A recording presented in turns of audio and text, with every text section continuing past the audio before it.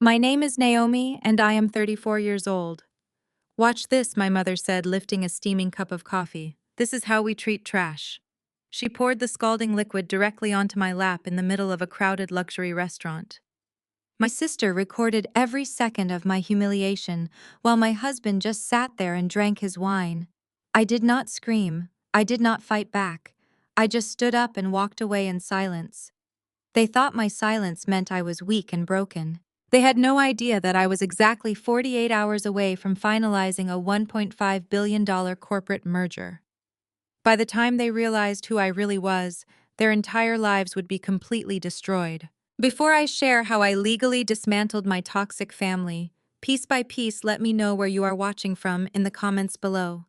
Please hit that like button and subscribe if you have ever had to survive a family that wanted to see you fail. You will definitely want to hear how this ends. We were sitting at a prime corner table at an upscale restaurant in Los Angeles. The crystal chandeliers above us sparkled brightly. The waiters wore crisp white shirts and hovered nearby. It was supposed to be a celebration brunch for my brother-in-law. His name is Andre. Andre is an African-American man with a loud laugh and an ego bigger than the restaurant itself.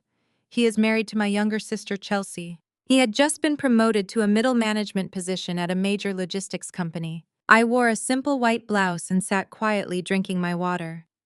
My husband Bradley sat next to me. I was checking his phone and completely ignoring my presence. My sister Chelsea sat across from us. She was holding her phone high in the air. She was recording everything for her followers. She is a social media influencer who has never worked a real job in her life. Our mother Beverly sat at the head of the table. Beverly looked at me with deep disgust. She hated that I did not bring an expensive gift for Andre. I only brought a nice bottle of wine. Beverly thought I was poor. She thought I was a failed college dropout who was dragging down their perfect family image. She did not know the truth. Nobody at this table knew the truth. "Watch this," my mother said loudly. She picked up her cup of hot coffee. She leaned across the table and tilted her cup directly over my lap.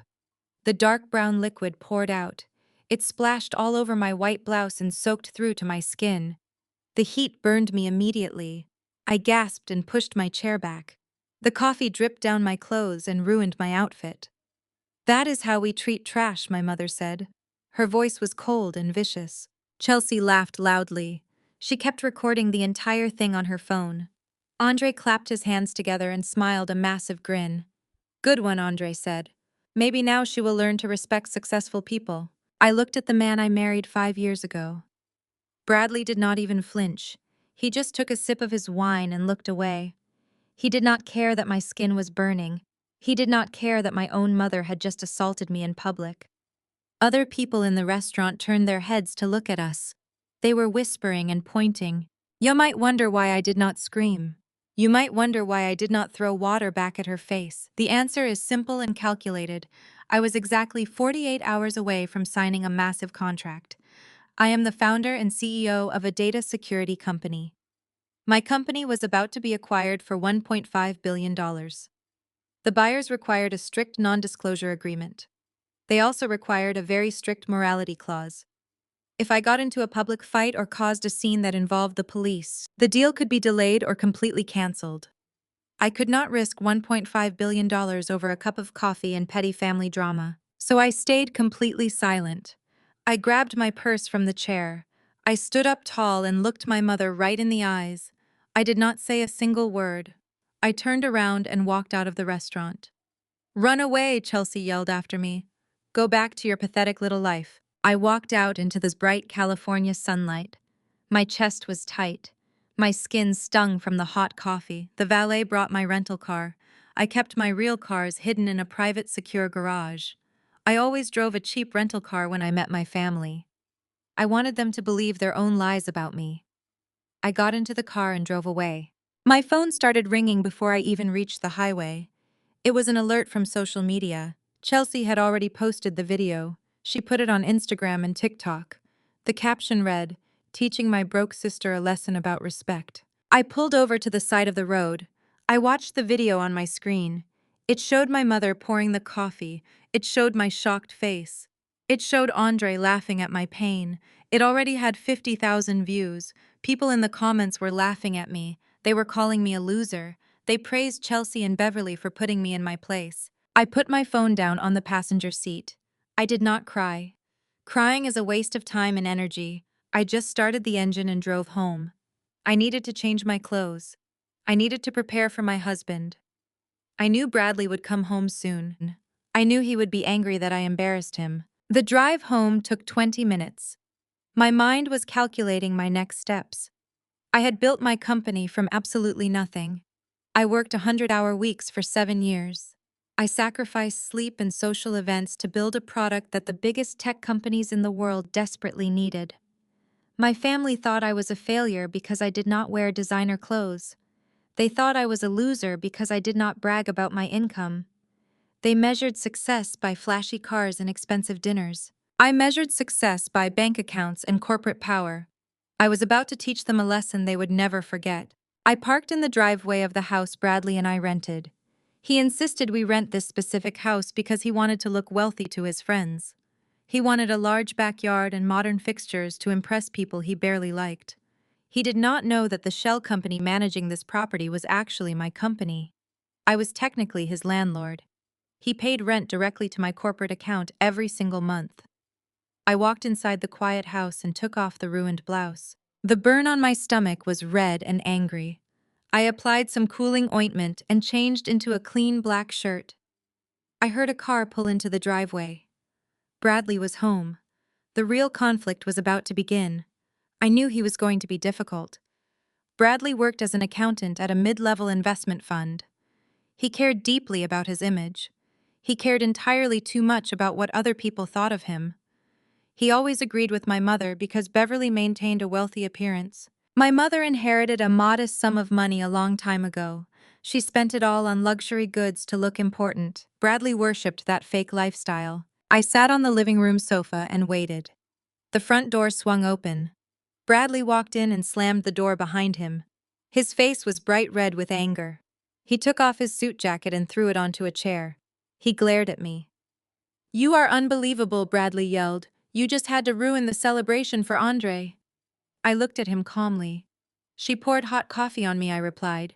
"Because you provoked her," he screamed back. "You embarrassed me in front of everyone." Now the video Chelsea posted is going viral. My coworkers are going to see my wife looking like a pathetic wet rat. I looked at the man I married 5 years ago. I saw him clearly for the first time. He did not love me. He only loved himself.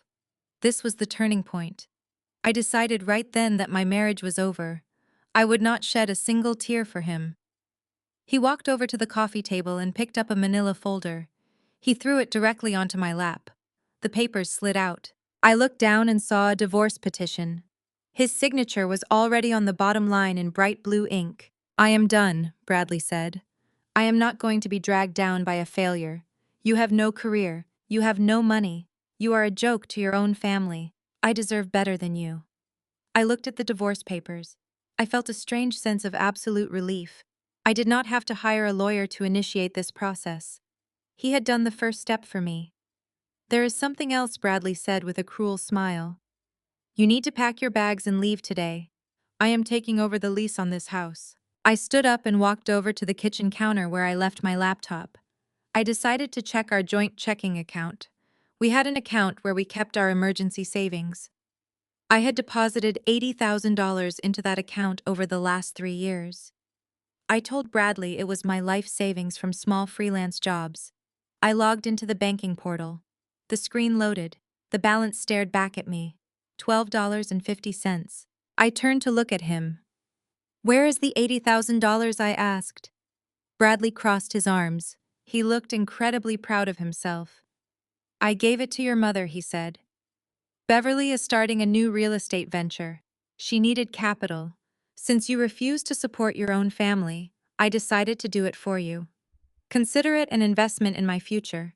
She promised to introduce me to high net worth clients. He had stolen my money. He had given it to the woman who just poured hot coffee on me. He thought he had ruined my life. He thought that $80,000 was all I had in the world. He expected me to fall to my knees and cry. He expected me to beg him to stay. I closed my laptop. You gave my money to Beverly, I stated. It was our money, Bradley corrected. And yes, I did. She deserves it more than you do. Now pack your cheap clothes and get out of my house. You can go live under a bridge for all I care. I nodded slowly. I did not scream. I did not panic. I walked into the bedroom. I grabbed a small duffel bag. I packed exactly 3 sets of cheap clothes. I packed my toothbrush. I did not take any of the furniture. I did not take the television. I wanted him to feel completely victorious right now. The higher they fly, the harder they fall. I walked back out to the living room holding my small bag. Bradley laughed when he saw me. Look at you, he mocked. 34 years old and you have absolutely nothing to show for your life. Do not ever contact me again. I walked out the front door. I got back into my rental car and drove away from the house. My phone was buzzing constantly. The video Chelsea posted was spreading like wildfire. The comments were brutal, but I did not care. I drove straight to the downtown district. I pulled into the underground parking garage of the Four Seasons Hotel. My executive assistant had booked the presidential suite under a corporate account. I took the private elevator up to the top floor. I swiped the keycard. The double doors opened to a massive luxury suite. The floor-to-ceiling windows offered a stunning view of the Los Angeles skyline. I set my cheap duffel bag on the expensive marble floor. I sat down at the large mahogany desk and opened my laptop again. I had a secure video call scheduled with my legal team. I clicked the link to join the meeting. 3 lawyers appeared on my screen. My lead attorney, David, smiled warmly. Good afternoon, Naomi, David said. I have excellent news. The buyers just signed the final paperwork. The merger is officially complete. The non-disclosure period has ended. You are clear. I let out a long breath. The weight of the last 48 hours lifted from my shoulders. Has the transfer been initiated? I asked. Yes, David replied. $800 million in liquid cash has just been deposited into your private trust. The remaining stock options will vest next quarter. Congratulations on building a unicorn company. $800 million. I was officially a billionaire on paper. Bradley had stolen $80,000 thinking it would break me. He had just stolen pocket change. There is one more thing, David added. Our public relations team has been monitoring social media. The video your sister posted is gaining huge traction, but the narrative is starting to shift. The tech community on Twitter has noticed the video. I leaned forward. What do you mean? I asked. A very prominent venture capitalist shared the video 10 minutes ago, David explained. He recognized you. He tweeted that the woman getting coffee thrown on her is Naomi. He told his followers you are the CEO who just sold her data company for $1.5 billion today. The whole internet is waking up. I opened a new tab on my browser and logged into my social media accounts. David was completely right. The venture capitalist who recognized me had over 2 million followers. His tweet featured a side-by-side comparison. My face was shocked and my white blouse was stained with dark coffee. On the right was my official corporate portrait. It was the photo Forbes magazine had just released minutes ago for their digital cover. The headline on the Forbes article read, Naomi builds a data empire worth $1.5 billion. The internet moves with terrifying speed. Within 10 minutes, the tweet from the venture capitalist had 10,000 retweets. People from the tech industry were flooding the replies. They were shocked that a prominent chief executive officer was being treated like garbage by her own family. Other tech founders began sharing their outrage. They tagged my corporate accounts offering their support. They called my sister a clout-chasing parasite. I navigated to the page Chelsea managed. I could see the exact moment her reality began to crack. Her original video had over 1 million views now. The first few thousand comments were mostly teenagers laughing at my expense. But the newest comments were entirely different. The tone had violently shifted. Someone commented that Chelsea just assaulted a billionaire. Another person replied that Chelsea was bragging about teaching a lesson to a woman who could buy her entire life with spare change. Users began tagging the local police department, demanding my mother be arrested for battery. I had done absolutely nothing but walk away, and the public was now fighting my battle for me. I watched Chelsea try to control the narrative. She started deleting the comments that mentioned my wealth. She blocked users who linked the Forbes article. But she was bailing water from a sinking ship. People started making reaction videos. They screen recorded her original post and added commentary. They zoomed in on Andre laughing. They zoomed in on Bradley looking away. They pointed out how cruel and calculated the entire setup was. My phone vibrated on the desk. It was an email from my public relations director. She asked if we should issue a cease and desist order to my sister. I typed a rapid reply instructing her to stand down. I wanted Chelsea to leave the video up. I wanted the evidence of their cruelty to remain public permanently. I wanted them to suffer the full weight of public humiliation. While Chelsea panicked, I checked on Beverly and Bradley. They were still completely oblivious to the shifting tide. Beverly had posted a comment on the video just an hour ago. Bradley had replied to her comment with a clapping emoji. They were basking in their false sense of superiority. They had no idea they were dancing on the edge of a cliff. The story escalated from social media to mainstream news outlets. A popular tech blog published an article titled, "When Toxic Families Meet Tech Royalty." The author praised my stoicism. They noted that I walked away with quiet dignity while my family acted like animals. Major news networks began picking up the trending topic. The stock value of my company actually experienced a slight bump in after-hours trading. Investors loved the narrative of a disciplined, resilient founder who did not let personal attacks break her focus. David spoke from the video call screen. "Naomi, the situation is escalating faster than we anticipated. The public is furious on your behalf. They are forming a digital army." I leaned back in the plush leather chair of the presidential suite. I watched the numbers climb. 2 million views. 3 million views. The internet was doing exactly what I needed it to do. It was stripping away the fake image my family had worked so hard to build. Chelsea built her entire online persona around being a wealthy, sophisticated lifestyle influencer. She pretended she came from a lineage of old money and high-class society. The video exposed her as loud, bitter, and abusive. Her sponsors were undoubtedly watching. Brands do not want to be associated with physical assault and bullying. Her follower count began to drop. People were unsubscribing by the thousands. Then the inevitable happened. The internet sleuths started digging into their personal lives. It took less than an hour for users to identify everyone at the table. Someone found the professional profile for Andre. They posted a screenshot of his new middle management position at the logistics company. They tagged his employer directly asking if this is the kind of leadership they promote. Another user identified Beverly. They linked her real estate brokerage firm. They encouraged people to leave negative reviews. They pointed out that a real estate agent who throws boiling coffee on her own daughter cannot be trusted with clients. Finally, they found Bradley. Someone uncovered his profile at the investment fund. They highlighted his job title as an accountant. They mocked him for sitting by while his wife was attacked. They questioned his financial integrity. They asked how an accountant could be trusted if he allows unprovoked public assaults. The digital footprint of their entire lives was being laid bare. Every boastful post they ever made was scrutinized. Every fake display of wealth was mocked. The internet stripped them naked and left them shivering in the cold light of reality. I took a cold sip of my sparkling water. I felt profound peace. I did not have to raise my voice. I did not have to throw a single punch. I simply let them show the world who they truly were. They had handed me the shovel and I was going to let them dig their own graves. David, my lead attorney, cleared his throat. "Do you want us to prepare for the fallout tomorrow morning?" I smiled at the screen. "Yes, David. We prepare for tomorrow morning very carefully, but tonight we just sit back and watch them burn completely." I closed my laptop and poured another glass of sparkling water. The night was still young, but the digital fire was spreading fast. Chelsea was watching her entire online career disintegrate in real time.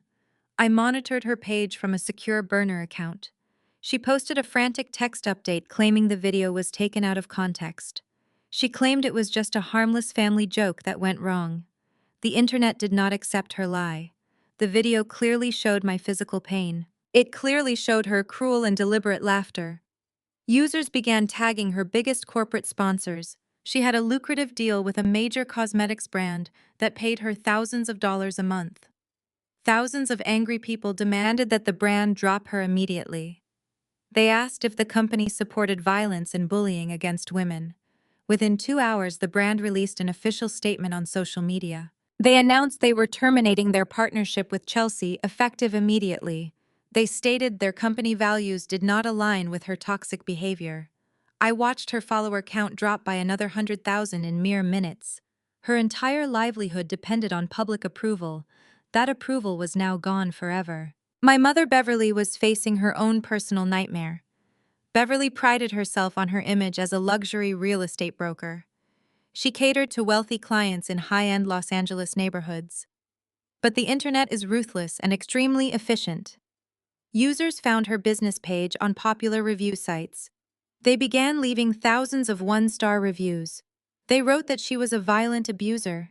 They warned potential buyers that she threw boiling liquids on people she disliked. Her 5-star rating plummeted to barely 1 star in less than 3 hours.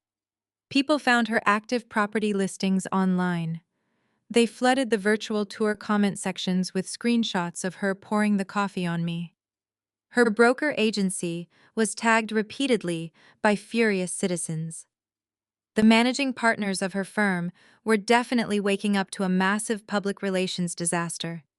Wealthy clients do not want their million-dollar homes associated with a viral bully. They want discretion and absolute professionalism. Beverly had traded her entire professional reputation for a cheap moment of cruelty against her own daughter. The digital footprint she created would haunt her career for the rest of her life. Andre was probably sweating through his expensive suit. He had just secured that middle management position at the logistics company. He had bragged about it endlessly at the brunch. Now his professional network was completely compromised. Users were sharing the video directly to his company executives. They pointed out his loud laughter as the coffee burned my skin. They asked how a logistics company could trust a man who encourages and celebrates physical assault. The public pressure was mounting exponentially. Corporate entities despise bad publicity, and they despise legal liability even more. I knew the human resources department at his firm would be scheduling an emergency meeting very soon. Andre thought he was untouchable. He thought marrying into my family gave him an impenetrable shield. He was about to find out that corporate America only protects its bottom line. The loud laughter he displayed in the restaurant would soon turn into desperate apologies to his corporate superiors. Then there was my husband Bradley, the man who stole $80,000 from me and filed for divorce. The internet was showing no mercy to him either. They found his professional profile at the investment fund. They ridiculed his cowardly silence in the video. They called him a weak man who watched his wife get attacked and did absolutely nothing to intervene. Some users even started questioning his basic financial acumen. They asked how an accountant could be so incredibly stupid not to know his own wife was a tech billionaire. They called him the biggest financial loser of the decade. They created viral memes showing his face next to clowns. Bradley cared deeply about being an alpha male in the finance world. He wanted his peers to admire his fake wealth. Now he was a global laughingstock. His colleagues were definitely sharing the jokes in their private group chats. His fragile ego was being crushed under the immense weight of global humiliation. He had walked away from a billionaire to steal pocket change. I sat by the window and looked out at the glowing city lights. I felt no guilt. I felt no pity. My family had conditioned me to absorb their abuse silently for decades. They vastly underestimated my threshold for pain and my capacity for retaliation. Around 2 in the morning, my phone vibrated on the marble desk. It was a long text message from Chelsea. Her tone had completely changed from her earlier arrogance. She begged me to release a public statement. She asked me to tell the media it was just a misunderstanding. She said her sponsors were dropping her, and her life was being completely ruined. She pleaded with me to act like a loyal sister and save her reputation. I stared at the text message. I typed a simple reply. You wanted to teach me a lesson. Now the world is teaching you one. I blocked her number immediately. The sun began to rise over Los Angeles. My phone continued to buzz with news alerts. The narrative was permanently set in stone. I dressed in a sharp, tailored suit. The public backlash was doing its job perfectly, but the internet outrage was just the appetizer. The real punishment would come from the corporate actions I was about to unleash today. I was going to use my new power to systematically dismantle their financial security. I walked out of the presidential suite feeling completely energized. The burns on my skin were still healing, but my mind was sharper than ever. They wanted to destroy my spirit for their own amusement. Instead, they handed me the exact tools I needed to conquer them. The game was finally mine to completely and utterly win. I stepped into the black town car. The drive was quiet. I felt insulated from the chaos. I arrived at the glass building that housed my data security empire. I walked through the lobby with a steady pace. My employees nodded respectfully as I passed. They had all seen the video. They all knew what happened over the weekend. But nobody dared to mention it. They knew I was focused entirely on business. I entered my private corner office and sat behind my large glass desk. David was already sitting there waiting for me. He had a stack of legal documents ready. The time for internet justice was over. The time for corporate execution had officially begun. "We are starting with Andre," I stated clearly. David nodded and opened his laptop. Andre was a very arrogant man who loved to belittle people. He had just secured a middle management position at a global logistics corporation. He thought his job was completely safe. He thought family drama on a Sunday would never impact his corporate career on a Monday. He assumed his employers would simply ignore the trending hashtags. He fundamentally misunderstood how modern corporate compliance works. He also did not know one crucial detail about his new employer. The massive logistics corporation he worked for was actually one of my biggest enterprise clients. They relied entirely on my software to secure their shipping data and route their global deliveries. Without my software, their entire network would collapse in a matter of hours. "Pull up their master service agreement," I instructed David. David typed rapidly on his keyboard and projected the contract onto the large screen on my wall. I pointed to Section 4 of the agreement. It was the vendor ethics and morality clause. I had personally insisted on adding this specific clause to all of our corporate contracts 3 years ago. The clause explicitly stated that my company reserved the absolute right to suspend or terminate our software services immediately if any partner organization employed individuals who engaged in public violence, cyberbullying, or hate speech. The clause was designed to protect my brand from toxic associations. Today it was going to serve a much more personal purpose. I was going to use this legally binding document to force his employer to make an impossible choice. Draft a formal notification to their chief executive officer and their head of human resources, I commanded. Tell them they are currently in direct violation of the morality clause in our enterprise contract. David began typing the email. He used cold and precise legal language. He attached the viral video directly to the email. He also attached the police report numbers that citizens had filed over the weekend. The message was incredibly simple. The logistics corporation had a rogue employee who publicly cheered and celebrated the physical assault of a female tech founder. That female founder happened to be the owner of the software they needed to survive. We gave them a strict ultimatum. They could either terminate the employee who engaged in this abusive behavior, or we would revoke their software licenses at noon today. In the corporate world, there is no loyalty to a middle manager. Andre was entirely replaceable. My software was absolutely essential. I knew exactly how their chief executive officer would react. He would not risk a multi-million-dollar shipping infrastructure just to protect a new hire who brought massive negative publicity to their brand. Corporate America only protects the bottom line. Andre was now a massive liability to their bottom line. I read over the draft David had prepared. It was perfect. It was ruthless. And it was completely legal. There was no emotion in the text. It was a straightforward business demand based entirely on contractual obligations. I gave David the signal. He hit send. The digital trap was officially set and the countdown began. I imagined Andre walking into his corporate office that morning. He probably wore a bright suit and a confident smile. He probably ignored the stares from his coworkers.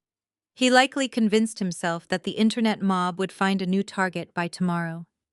He probably planned to sit at his desk and pretend he was a highly respected executive. He had no idea that an email had just landed in the inbox of the highest-ranking executives in his building. He had no idea that his fate had just been sealed by the very woman he laughed at less than 24 hours ago. He thought he was climbing the corporate ladder. I was about to cut the rungs right out from under his feet. We sat in my office and waited. I checked the tracking software on the email. I saw the exact moment the chief executive officer opened the message. I saw the email get forwarded to their legal department. I saw it get forwarded to their human resources director.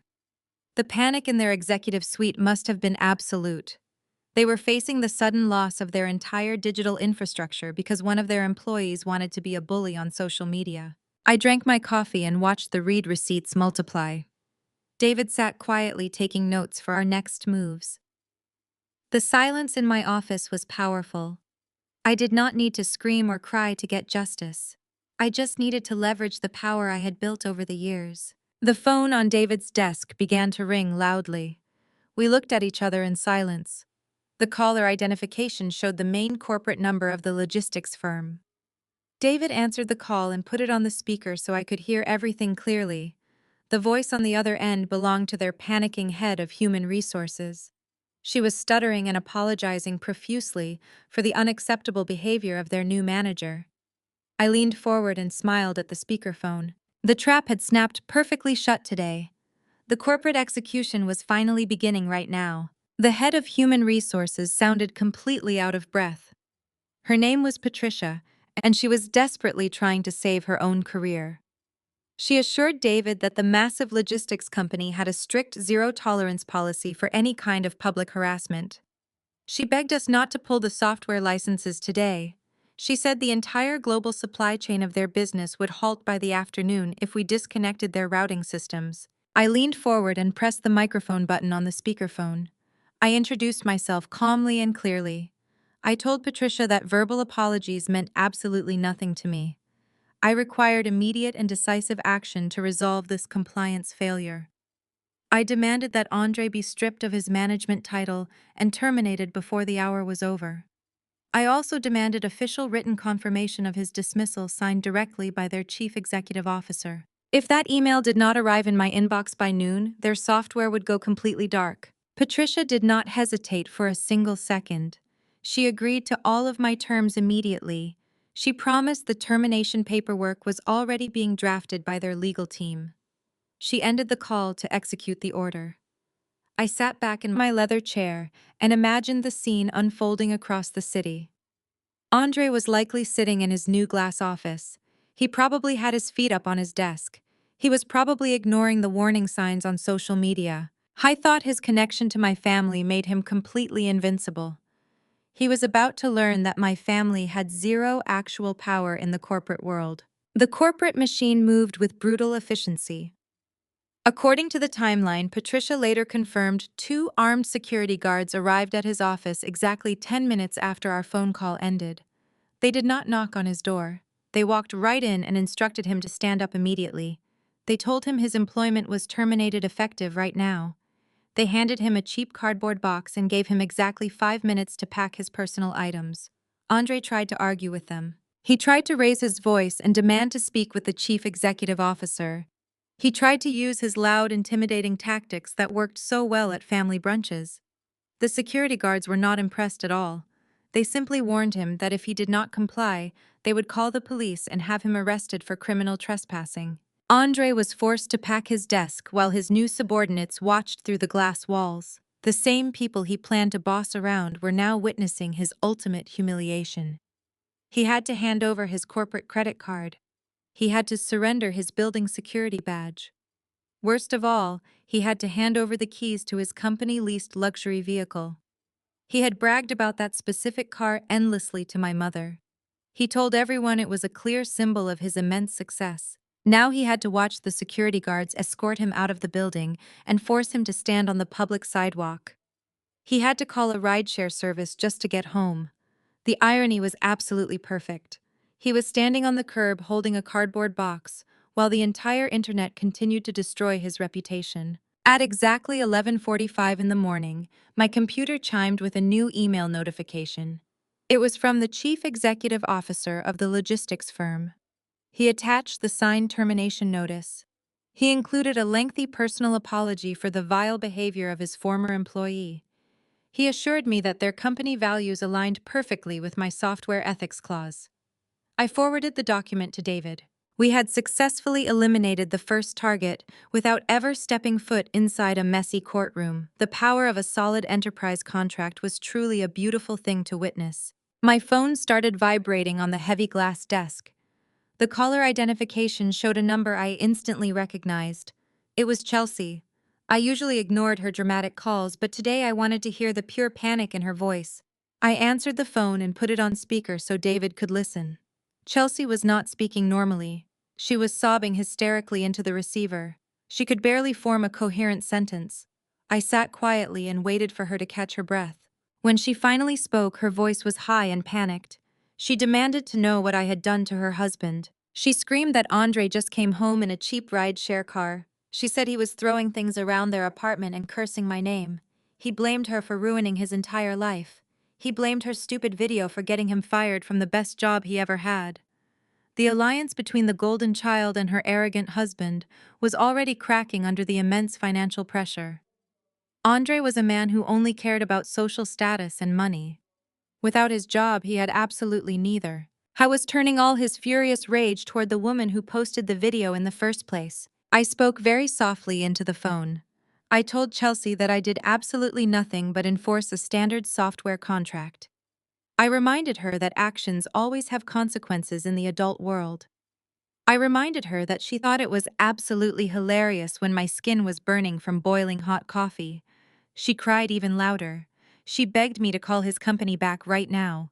She pleaded with me to tell them it was all a big misunderstanding. She said they had massive credit card bills and huge car payments. She said they would lose their luxury apartment if Andre did not get his job back today. You told me to go back to my pathetic little life, I reminded her calmly. I am just focusing on my business now. You and Andre should probably focus on finding new entry-level jobs. The internet never forgets a viral bully. I disconnected the call before she could say another single word. I blocked her number from reaching my personal phone ever again. I looked at David across the desk. He was reviewing the next stack of legal documents. We had neutralized the first threat effortlessly. The logistics company retained their essential software, and I retained my absolute peace of mind.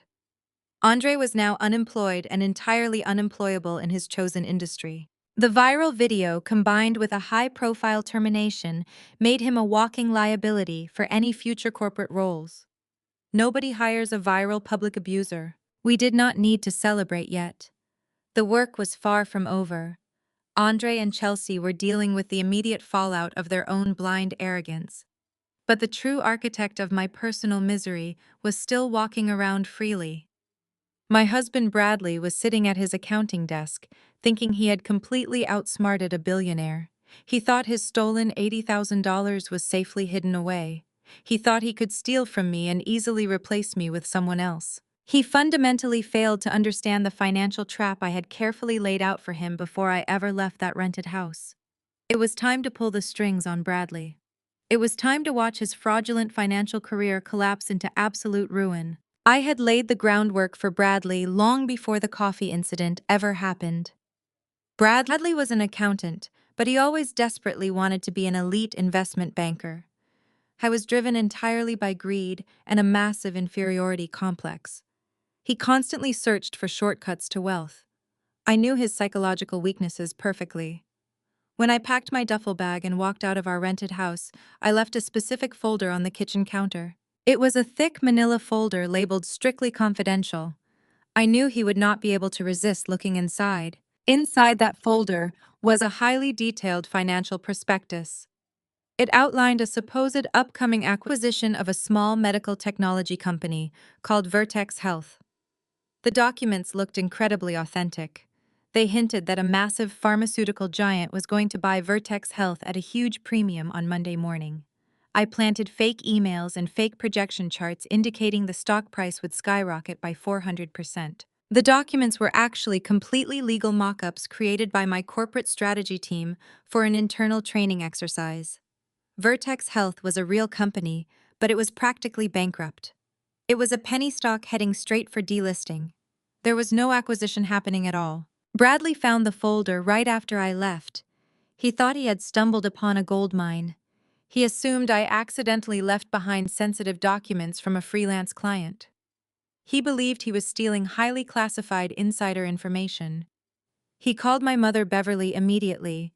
He convinced her to change her business strategy. He told her not to put the stolen $80,000 into boring commercial real estate. He promised her he had a guaranteed insider tip that would quadruple their money by Tuesday. Beverly was just as greedy as he was. She agreed instantly. She transferred the stolen funds into a private brokerage account Bradley controlled. Bradley did not stop there. $80,000 was not enough to satisfy his massive ego.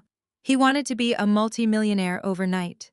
He wanted to walk into his investment fund on Tuesday and quit his job like a king. So he made the most fatal mistake of his entire financial career. He logged into his corporate accounting terminal. He bypassed the security protocols he was supposed to monitor. He illegally accessed a dormant client account that held several $100,000. He transferred those client funds into a margin account. He leveraged the stolen client money to buy massive amounts of Vertex Health stock right before the market closed on Friday afternoon. He went all in on a complete illusion. Monday morning arrived with brutal reality. The stock market opened at 9:30. Bradley was sitting at his desk at the investment fund. I was probably refreshing his brokerage app every single second. He was waiting for the acquisition news to break. He was waiting for the stock to soar. Instead, the exact opposite happened. The chief executive officer of Vertex Health released a mandated public statement. The statement announced the company was officially filing for bankruptcy protection. They announced they were liquidating all assets. They explicitly denied any rumors of an impending corporate acquisition. The stock price did not just drop, it completely imploded. Within 15 minutes of the opening bell, the stock value plummeted by 98%. The trading algorithms panicked and sold off massive volumes. The $80,000 Bradley stole from me evaporated into absolute nothingness. The money was gone forever. But that was only his personal loss. The margin account he created using stolen client funds faced an immediate margin call. The brokerage demanded instant repayment to cover the catastrophic losses. Bradley was suddenly hundreds of thousands of dollars in debt. He had no way to pay it back. He had no way to replace the client funds he had illegally transferred. I had anticipated every single move he would make. Bradley always believed he was the smartest person in any room. He looked down on me because I worked quietly. He did not understand that quiet people observe everything. I knew he was unhappy with his salary. I knew he was deeply jealous of his wealthy clients. He saw people making millions of dollars every day, and he felt entitled to a piece of that wealth. He lacked the intelligence and the work ethic to earn it legitimately. Therefore, he resorted to theft. The $80,000 he stole from our joint account was simply the bait. The fake prospectus was the hook. When the market opened and the stock crashed, Bradley must have felt his heart stop. I could picture him staring at the red numbers on his monitor. The $80,000 meant for Beverly was entirely wiped out. Beverly would be furious. She would call him demanding an explanation. Beverly had planned to use that money to fund her new real estate venture. She had already promised her business partners a massive cash injection. Now she had nothing. Bradley would have to answer her phone call and confess that he lost every single penny in less than 20 minutes. The alliance between my cheating husband and my abusive mother was about to fracture under the weight of severe financial loss. But Bradley had a much bigger problem than an angry mother-in-law. He had stolen corporate funds. The investment fund he worked for managed billions of dollars for wealthy clients. They had strict compliance monitoring systems. Bradley thought he was clever enough to bypass those systems. He used administrative credentials to authorize the illegal transfer. He thought he could execute the trade, make a massive profit, return the original capital, and keep the difference. It is a classic embezzlement strategy used by desperate amateur accountants. It only works if the stock goes up. When the stock goes to zero, the money cannot be replaced. The missing funds trigger immediate internal alarms. I sat in my office and watched the stock ticker on my screen. I knew the exact timeline of his destruction. Bradley was currently hyperventilating in his cubicle. He was trying to figure out how to hide a massive hole in the corporate ledger. He was sweating through his expensive dress shirt. The social media humiliation was already destroying his public image, but this financial disaster was going to destroy his actual freedom. Embezzling client funds from an investment firm is a severe federal crime. He had committed wire fraud and securities fraud in a desperate attempt to get rich quick. He walked right into my trap with his eyes wide open. He thought he was a financial genius. He was actually just a predictable thief. I had known for months that Bradley was skimming small amounts from his firm. He used to brag about finding loopholes in their compliance software. He thought he was impressing me. He was actually giving me the weapon I needed to destroy him. 3 weeks before the brunch incident, I hired a forensic accounting firm. I instructed them to prepare a highly detailed whistleblower report. We compiled a digital dossier of Bradley accessing dormant accounts and hiding small losses. We waited to submit it to the Securities and Exchange Commission and the Internal Compliance Board of his investment fund. The moment Bradley authorized that massive illegal transfer on Friday afternoon, the forensic software flagged the transaction. The anonymous whistleblower report was automatically dispatched to the managing partners of his firm at exactly 8 in the morning on Monday. I sat at my desk and looked at the digital clock on my monitor. It was 10:15 in the morning. The execution of the audit was currently underway. A team of independent auditors and senior compliance officers walked onto the trading floor of his firm. I knew the layout of his office perfectly. The trading floor was an open-concept design with massive glass walls. There was nowhere to hide. Bradley was sitting in his cubicle, desperately pounding on his keyboard. He was trying to access the administrative portal, to delete the transfer logs, and erase his digital footprints before anyone noticed. He typed his password repeatedly, but the screen flashed red. His administrative privileges were completely revoked. He was locked out of the network. He looked up and saw the managing director walking directly toward his desk. 2 independent auditors wearing dark suits flanked the director. Bradley wiped the cold sweat from his forehead. He stood up and forced a fake, confident smile. The managing director did not smile back. He instructed Bradley to step away from the computer immediately. He told Bradley to hand over his corporate mobile phone and his building security badge. The entire trading floor went completely silent. Dozens of highly competitive finance professionals stopped what they were doing and stared. They watched the arrogant accountant being stripped of his corporate identity in real time. Bradley tried to play dumb. He asked what was going on. The auditors ignored his terrible performance. They placed his laptop into a secure digital evidence bag.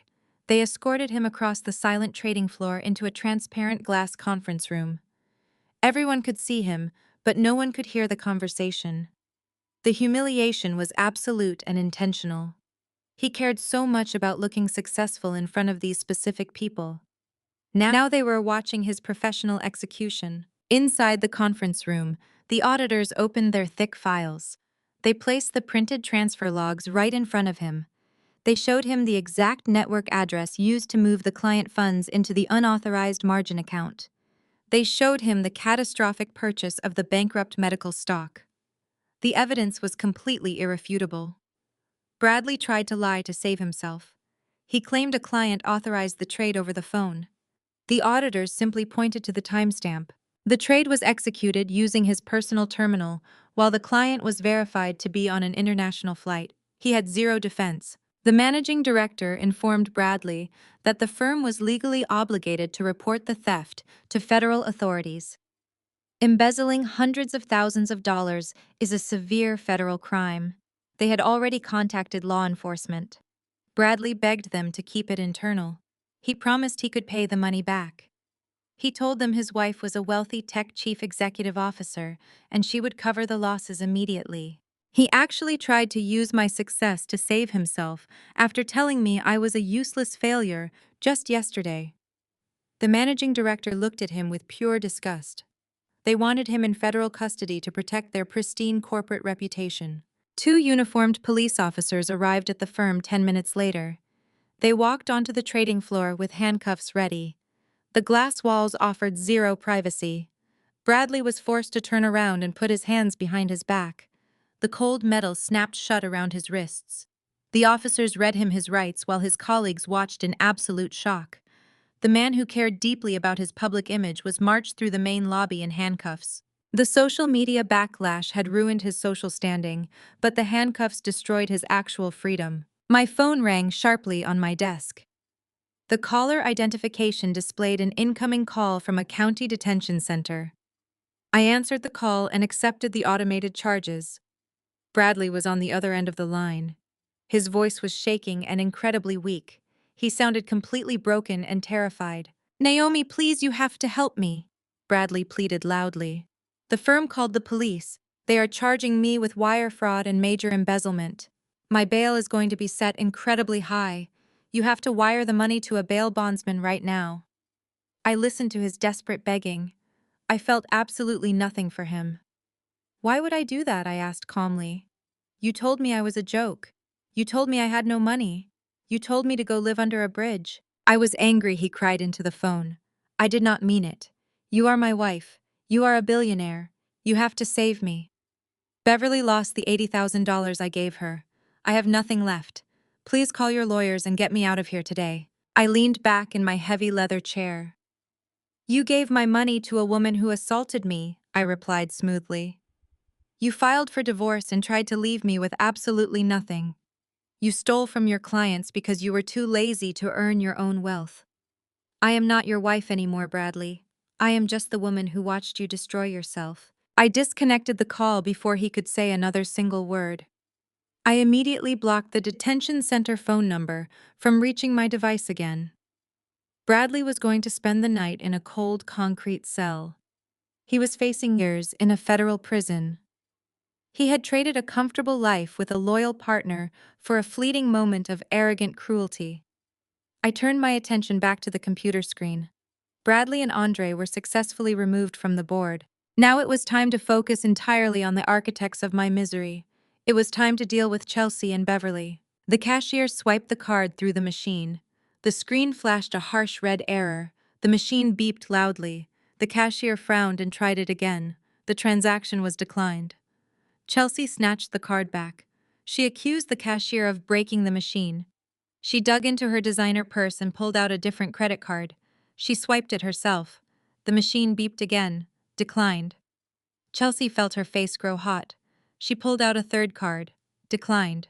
She had zero purchasing power left. Chelsea did not understand how modern corporate sponsorships work. Her entire income relied on brand deals with major cosmetic companies. Those companies had ironclad morality clauses in their influencer contracts. When the video of the coffee assault went viral, those brands did not just terminate her contracts. Their aggressive legal departments initiated immediate chargebacks. They legally clawed back the promotional advances they had deposited into her bank accounts last week. Her checking account went massively into the negative in a matter of hours.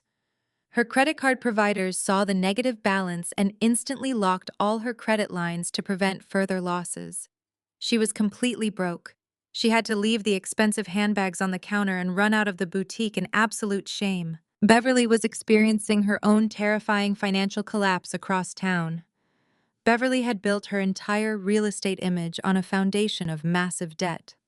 She leased her expensive car. She mortgaged her massive house to the absolute limit. She relied on high-risk bridge loans to fund her fake wealthy lifestyle. She needed the $80,000 Bradley promised her to pay a massive balloon interest payment due this exact morning. She was sitting in the lobby of her real estate brokerage firm when the deadline passed. Since Bradley lost all the money in my fake stock trap, the payment completely failed. The private lender did not offer any grace periods. They immediately triggered a harsh default clause. They placed an instant freeze on her commercial lines of credit. Beverly tried to buy a simple cup of coffee at the lobby cafe to calm her nerves. Her business credit card was declined. She tried her personal credit card. It was also declined. Her financial safety net evaporated instantly. Her situation grew much worse when the managing partners of her real estate firm called her into the main conference room. The partners were furious. Their wealthy clients were calling and demanding to drop Beverly as their agent. The viral video was a massive public relations disaster for their elite firm. The partners demanded that Beverly surrender her real estate license and clear out her desk immediately. Beverly tried to demand her pending commission checks to cover her immediate debts. The partners coldly informed her that they were withholding all pending commissions to cover the legal and reputational damages she caused the firm. They had security guards escort her out the back door. Chelsea and Beverly were now both entirely cut off from the financial world. They met at the massive mansion Beverly rented. The atmosphere inside the house was pure panic. Chelsea was hyperventilating on the expensive sofa. Beverly was pacing the hardwood floor and gripping her hair. They had no access to cash. They could not buy food. They could not put gas in their leased luxury cars. They were entirely dependent on the illusion of wealth, and the internet had just shattered that illusion completely. Beverly grabbed her phone to call Bradley. She needed the $80,000 back immediately to stop the private lender from seizing her assets. She dialed his number over and over again. The calls went straight to voicemail. She threw her phone onto the couch in pure frustration. She yelled that Bradley was ignoring her. She demanded that Chelsea call him. Chelsea tried calling Bradley from her phone but received the same result. They had no idea that Bradley was currently sitting in a federal holding cell wearing handcuffs. They thought he was just hiding with their money. Chelsea suggested they call me. She thought they could manipulate me into giving them cash. She thought I was still the quiet, obedient daughter who would fix their problems to keep the peace. Beverly agreed. She picked up her phone and dialed my number. I sat in my office and watched my phone screen light up with her name. I did not answer. I watched it ring until it went to voicemail. I blocked her number entirely. The reality of their situation finally set in. They had no money. They had no jobs. They had no credit. The entire world was actively mocking them on social media. The wealthy friends they spent years trying to impress were ignoring their calls. The luxury brands they worshipped were filing legal chargebacks. They were completely isolated and entirely broke. Beverly refused to accept defeat. She was a narcissist who believed she could manipulate any situation to her advantage. She looked at Chelsea and demanded her phone. She decided she was going to use the exact same internet that ruined them to save them. She was going to play the ultimate victim card. She was going to spin a massive web of lies to make the public feel sorry for her. She thought she was smarter than millions of internet users. She was about to make the most embarrassing mistake of her entire life. Beverly grabbed the phone directly from Chelsea. She propped it up against an expensive crystal vase on the kitchen island. She checked her reflection carefully in the camera lens. She deliberately messed up her perfectly styled hair to look highly distressed. She wiped away her pristine makeup to make her eyes look red and swollen. She practiced a pathetic sob. She was an expert manipulator who knew exactly how to play the victim. She pressed the record button. Beverly stared into the lens with a deeply sorrowful expression. She started speaking in a shaky and fragile voice. She introduced herself as a heartbroken mother. She claimed she was the victim of a massive public misunderstanding. She told the camera that her wealthy daughter Naomi was suffering from severe mental health issues. She completely fabricated a dramatic story about the brunch. She claimed I was acting aggressive and erratic at the luxury restaurant. She lied and said I slammed my hands heavily on the table. She claimed the coffee spill was a total accident caused by the table shaking from my violent outburst. She squeezed out several fake tears. She said she reached out to help me, but I coldly rejected her maternal love. She did not stop there. Beverly decided to weaponize my new financial success against me. She told the internet that I had selfishly abandoned my family after becoming a tech billionaire. She claimed I left them drowning in massive medical debt. She claimed I refused to help my struggling younger sister. She ended the video by begging the public to stop attacking her family. She pleaded for human compassion. She even linked a crowdfunding campaign in the caption of the video. She asked for urgent donations to help her survive the vicious cyberbullying she was supposedly enduring. Chelsea watched her mother perform this theatrical masterpiece. Chelsea actually believed it would work perfectly. She uploaded the video to all her remaining social media profiles. Beverly sat back on the expensive sofa and smiled a smug smile. She expected the internet to instantly forgive them. She expected the crowdfunding account to fill with hundreds of thousands of dollars. She expected to be invited onto major daytime television shows to tell her tragic story. They refreshed the page eagerly.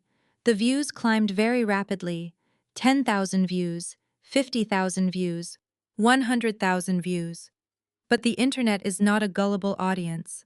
The internet is a massive collective of relentless digital investigators. They do not accept fake tears. They demand absolute proof. Within 20 minutes, the first response video dropped online. A prominent audio engineer on social media downloaded the original restaurant video. Chelsea had uploaded the first video with loud background music to make it seem like a fun joke. The audio engineer stripped away the music. He isolated the vocal tracks using advanced editing software. He amplified the voices at the table. He posted his technical breakdown for millions of people to hear clearly. The enhanced audio was crystal clear. It picked up the distinct sound of Beverly picking up the heavy ceramic mug. It picked up her cold and vicious voice perfectly. It broadcast the exact phrase she said before the hot liquid hit my clothes. "That is how we treat trash." It picked up Andre laughing loudly in the background.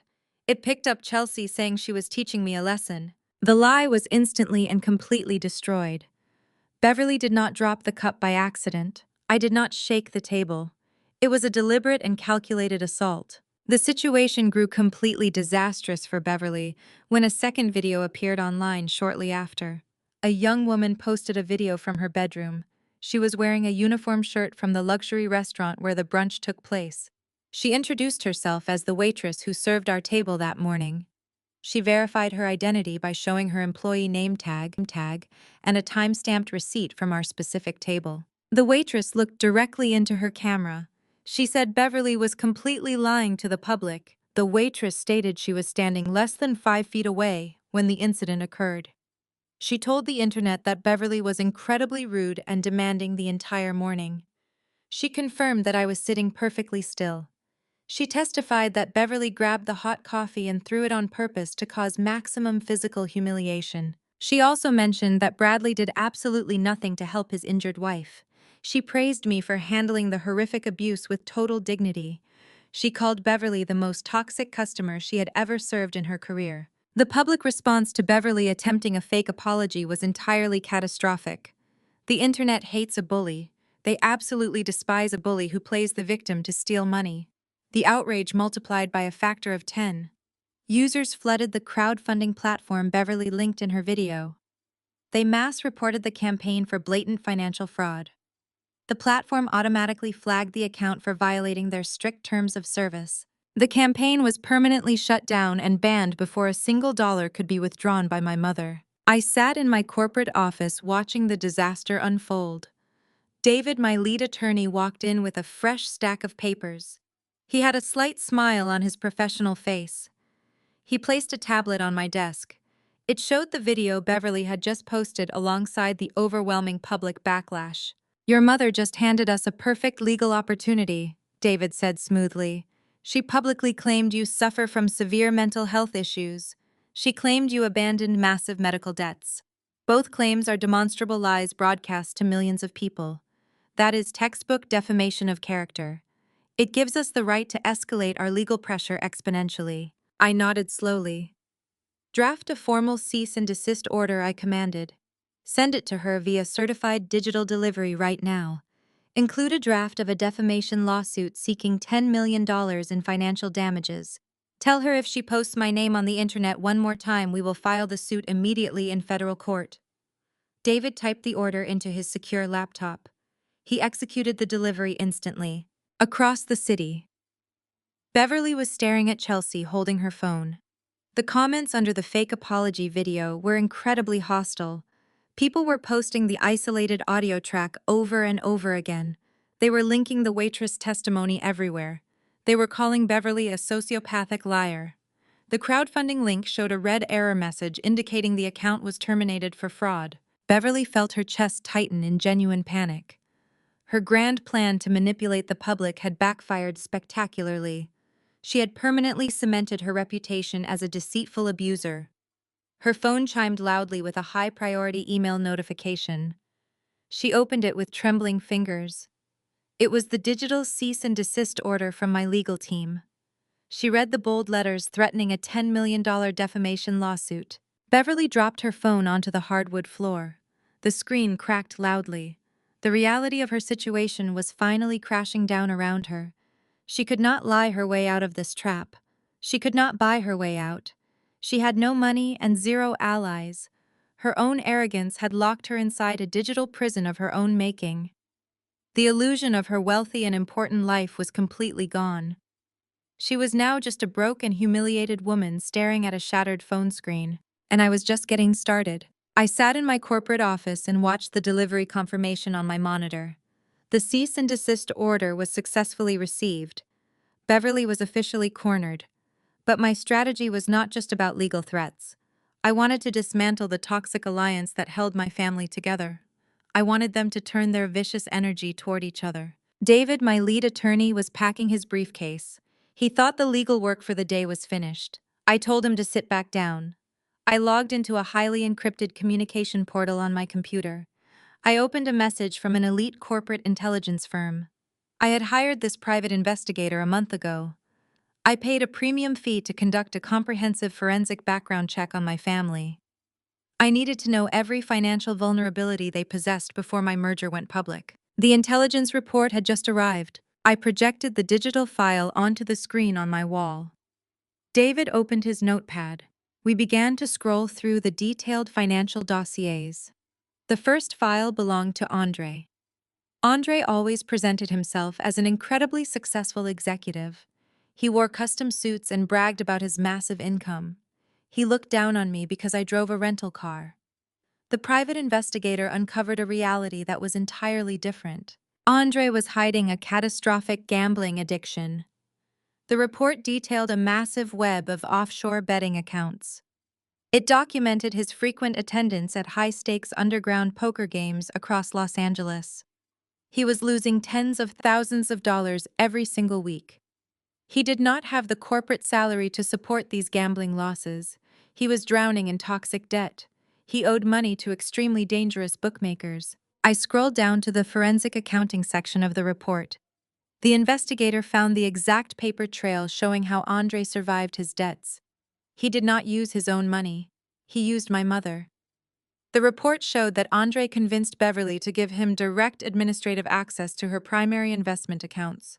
He manipulated her by claiming he had exclusive access to a high-yield offshore hedge fund. He promised her guaranteed monthly returns. Beverly was incredibly greedy and completely gullible when it came to flashy men in expensive suits. She signed the authorization forms without hiring a lawyer. Andre never invested a single dollar of her money. He systematically drained her investment accounts over the last 2 years. He transferred the funds to offshore banking institutions and then wired the money directly to his illegal bookmakers. He stole nearly $400,000 from his own mother-in-law. This revelation explained exactly why Beverly was so desperate for the $80,000 Bradley promised her. Her primary investment accounts were already secretly empty. Andre had bled her completely dry. The intelligence report also exposed the terrible truth about my sister. Chelsea thought she was married to a financial genius. She thought her luxury lifestyle was fully funded by his corporate success. She paraded her leased sports car and designer bags on social media. The report showed that Andre was actively destroying her financial future. Just last week, Andre took out a massive high-interest title loan on Chelsea's leased sports car. He forged her digital signature on the loan documents. He took the cash payout to cover a bad sports bet. Chelsea had absolutely no idea. David stared at the screen in absolute shock. He took off his glasses and rubbed his eyes. He looked at me and asked if we should hand this intelligence report over to the police. He stated that Andre committed massive wire fraud and identity theft. He said Andre could easily face 10 years in federal prison. I shook my head slowly. I told David that calling the police would be far too easy. If Andre went to prison right now, Beverly and Chelsea would unite in their grief.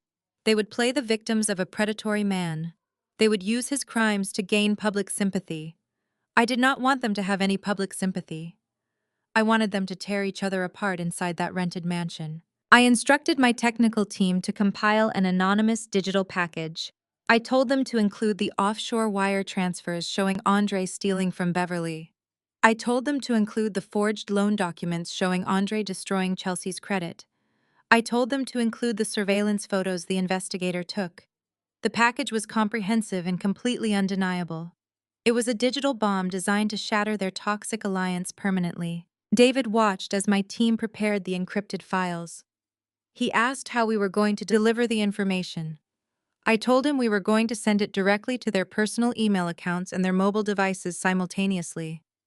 I wanted them to receive the evidence at the exact same second. I looked at the digital clock on my wall. It was mid-afternoon. Beverly and Chelsea were currently locked inside Beverly's mansion. They were panicking about their frozen credit cards. They were terrified of my $10 million defamation lawsuit. Andre was probably sitting on the sofa with them. He was likely blaming the entire situation on the viral video. He was probably acting like the strong man trying to hold the family together. I had no idea that his entire criminal history was about to drop directly into the hands of the two women he had secretly robbed blind. The digital package was ready for deployment. I took a slow sip of my sparkling water. I looked at the send button on my screen. This was not just about revenge for the hot coffee. This was about exposing the rot at the core of their fake lives. They built their family dynamic on lies and manipulation. Now those lies were going to act as the catalyst for their total destruction. I pressed the send button. The encrypted files deployed instantly. The delivery confirmations lit up green on my monitor. The final internal war was officially guaranteed to begin. Inside the massive rented mansion, the atmosphere was already incredibly suffocating. Beverly was sitting at the kitchen island staring blankly at her shattered phone screen. Chelsea was curled up on the designer sofa crying over her deleted sponsorship deals. Andre was pacing the hardwood floor. He was sweating heavily. He was trying to act like the dominant patriarch of the family. He told Chelsea and Beverly to calm down. He promised he would use his corporate connections to fix the entire situation. He lied and said his logistics company was fully supporting him. He did not tell them he was fired hours ago. He did not tell them he was escorted out by security. He was desperately trying to maintain his fake authority. At exactly 3:15 in the afternoon, all three of their phones chimed loudly at the exact same second. The synchronized notification echoed through the silent mansion. Beverly looked down at her shattered screen. Chelsea wiped her eyes and picked up her device. Andre froze in the middle of the room. He slowly reached into his pocket. They all opened the anonymous email simultaneously. Chelsea clicked the first attachment. It was a scanned copy of a high-interest title loan document. She saw the details of her leased luxury sports car. She saw her own digital signature at the bottom of the page. She knew instantly she had never signed that document. She scrolled down and saw the payout routing numbers. The cash was deposited directly into a private checking account owned entirely by Andre. Her breathing stopped. She looked up at her husband. Beverly opened the second attachment. She saw the familiar header of her primary investment portfolio. She expected to see her healthy balance. Instead, she saw a massive column of red withdrawal notifications. She saw dozens of wire transfers moving her life savings into unknown offshore accounts. She scrolled further and opened the investigator summary. The summary clearly explained that her money never went to a hedge fund. It detailed how Andre wired her $400,000 directly to illegal underground bookmakers across Los Angeles. Her bank balance was exactly zero. Her safety net was completely gone. The man pacing in her living room had robbed her blind. Beverly let out a sound that was half scream and half gasp. She dropped her phone on the kitchen island. She marched directly toward Andre. Her face was twisted in absolute fury. She demanded to know where her money was. She asked him what the offshore transfers meant. She screamed that he promised her guaranteed returns. Andre took a step backward. His arrogant posture collapsed instantly. He tried to stammer out an excuse. He claimed the documents were fake. He claimed I was using my tech company to fabricate financial records to frame him.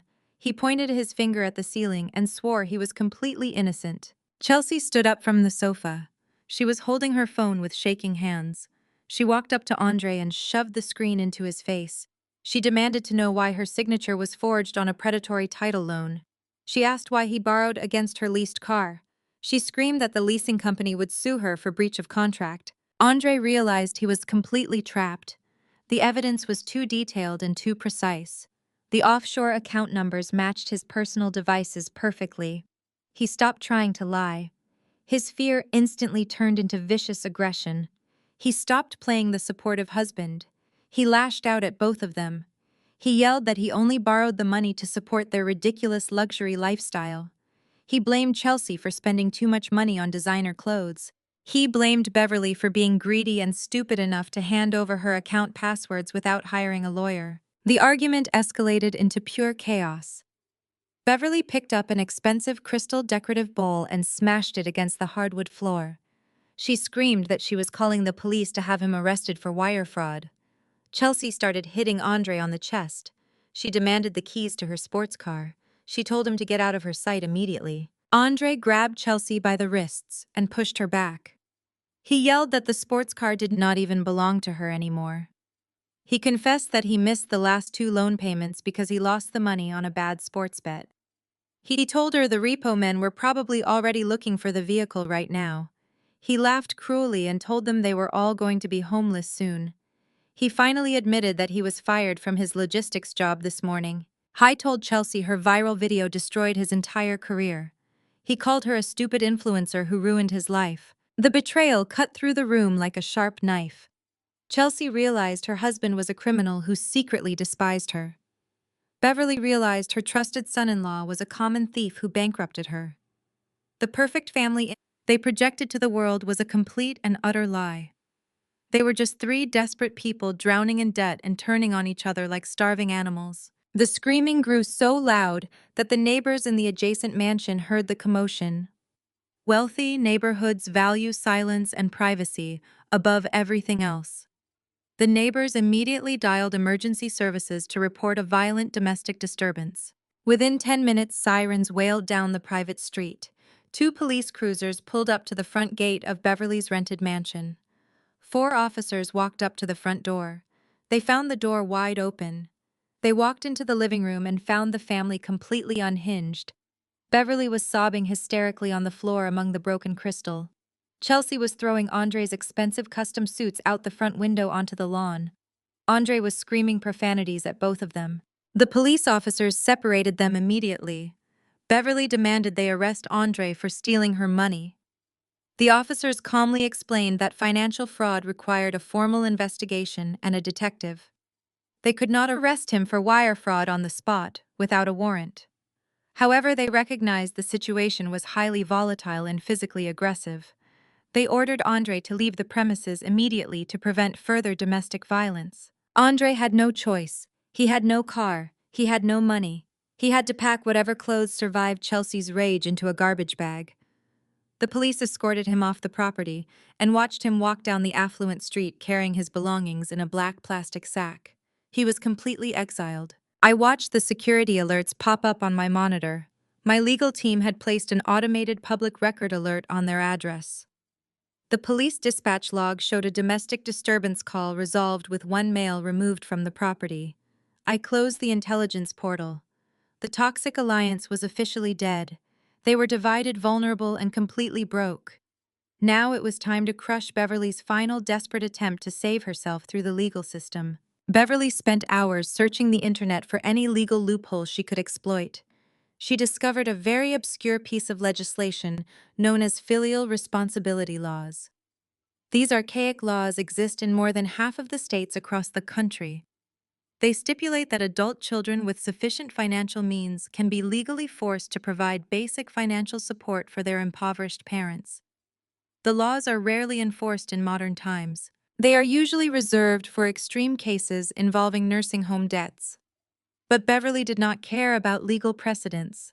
She only cared about accessing my $800 million. She needed a lawyer who was desperate enough to take the case without an upfront retainer fee. She found a highly aggressive attorney named Vincent. Vincent ran a low-level law firm known for filing frivolous lawsuits to extort quick settlements. Beverly marched into his office and pitched her case. She showed him the Forbes article featuring my net worth. She showed him her completely empty bank accounts. She played the role of the destitute and abandoned mother perfectly. Vincent saw massive dollar signs. He agreed to take the case on a contingency basis. He planned to demand a ridiculous monthly stipend and force me to settle just to avoid bad press. The formal legal summons arrived at my corporate headquarters on Wednesday morning. My lead attorney, David, walked into my office holding the thick legal envelope. He placed it carefully on my glass desk. He looked highly amused. "Beverly is suing you for parental support," David announced. "She filed a petition claiming she is completely destitute. She is legally demanding that you pay her $50,000 every single month for the rest of her natural life. Her lawyer also requested an emergency injunction to force you to pay her legal fees." I picked up the legal document and read the demands. It was a masterpiece of absolute fiction. Beverly claimed she sacrificed her entire career to raise me. She claimed she exhausted all her personal funds paying for my early education. She claimed my immense success was the direct result of her maternal guidance. She conveniently left out the fact that she poured boiling coffee on me just a few days ago.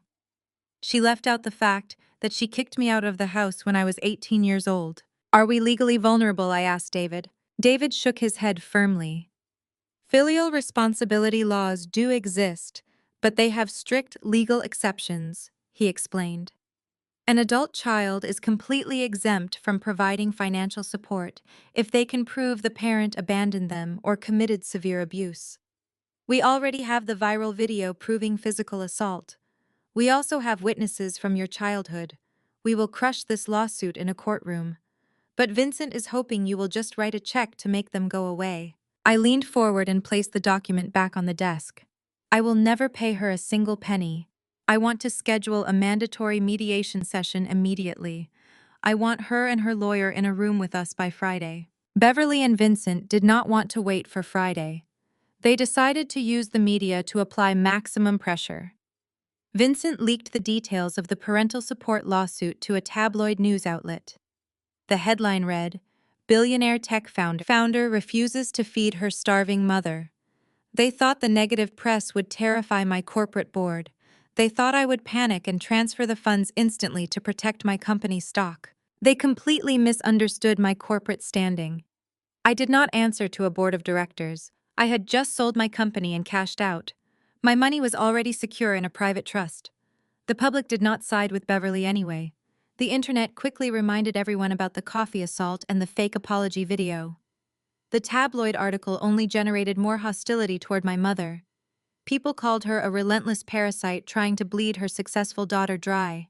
The public relations attack failed spectacularly. Friday morning arrived with cold efficiency. The mandatory mediation session was scheduled at a neutral corporate arbitration center in downtown Los Angeles. I wore a dark tailored suit. I brought David and two other senior litigation experts from my legal team. We walked into the large glass conference room. The atmosphere was incredibly tense. Beverly was already sitting at the long oak table. She was wearing a cheap dress she probably bought at a discount store. She was actively trying to look poor and pathetic. Vincent sat next to her wearing a flashy suit and a confident smirk. He thought he was about to secure a multi-million-dollar settlement from a scared tech executive. He thought I would hand over a massive check just to avoid the hassle of a protracted legal battle. I sat directly across from Beverly. She refused to make eye contact with me. She stared down at her hands. Vincent opened his briefcase and pulled out a stack of financial demands. He cleared his throat and prepared to deliver his opening statement. He planned to list all the reasons why a billionaire should happily support her struggling mother. I did not let him speak. I raised my hand and signaled for silence. I told Vincent that we were not here to negotiate a monthly stipend. I told him we were not here to discuss my net worth. I told him we were here to discuss exactly how much prison time his client was currently facing. Vincent looked confused. He stated that his client was a victim of financial abandonment. He demanded respect for the mediation process. I opened my leather briefcase. I pulled out a single red folder. I placed it squarely in the middle of the table. I looked directly at my mother. Her eyes finally met mine. I saw the genuine fear hiding behind her fake victim persona. She thought her biggest secret was permanently buried in the past. She was about to find out that I leave absolutely no stone unturned. The real legal hammer was finally ready to drop. Vincent reached for the red folder. David immediately placed his hand firmly on top of the cardboard cover. David looked at Vincent with a cold and professional glare. He told Vincent that the documents inside were not for public discovery yet. David slid a single piece of paper from the folder and pushed it across the oak table. It stopped right in front of Vincent. I watched my mother stare at the piece of paper. Her breathing became very shallow. She recognized the specific bank logo printed at the top of the page. It was a bank she had not used in over 15 years. I leaned back in my chair and addressed the room. I explained that my biological father died in a car accident when I was 16 years old. He was not a wealthy man, but he was highly responsible.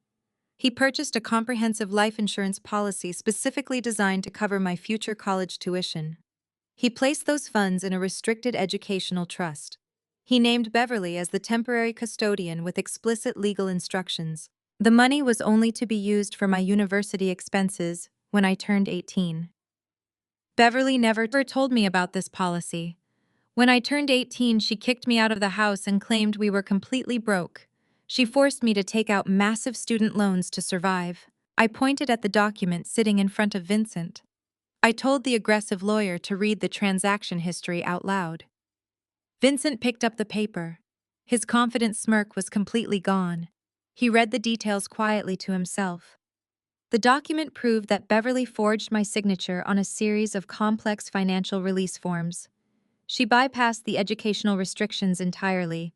She liquidated the entire trust account. She stole $400,000 that legally belonged to me. She used federal wire systems to transfer the stolen funds into her personal checking account. Beverly tried to interrupt. She claimed she used that money to feed our family. She said she was a desperate mother trying to keep a roof over our heads. I slammed my hand flat on the table. The sudden noise echoed loudly in the glass room. I told her to stop lying immediately.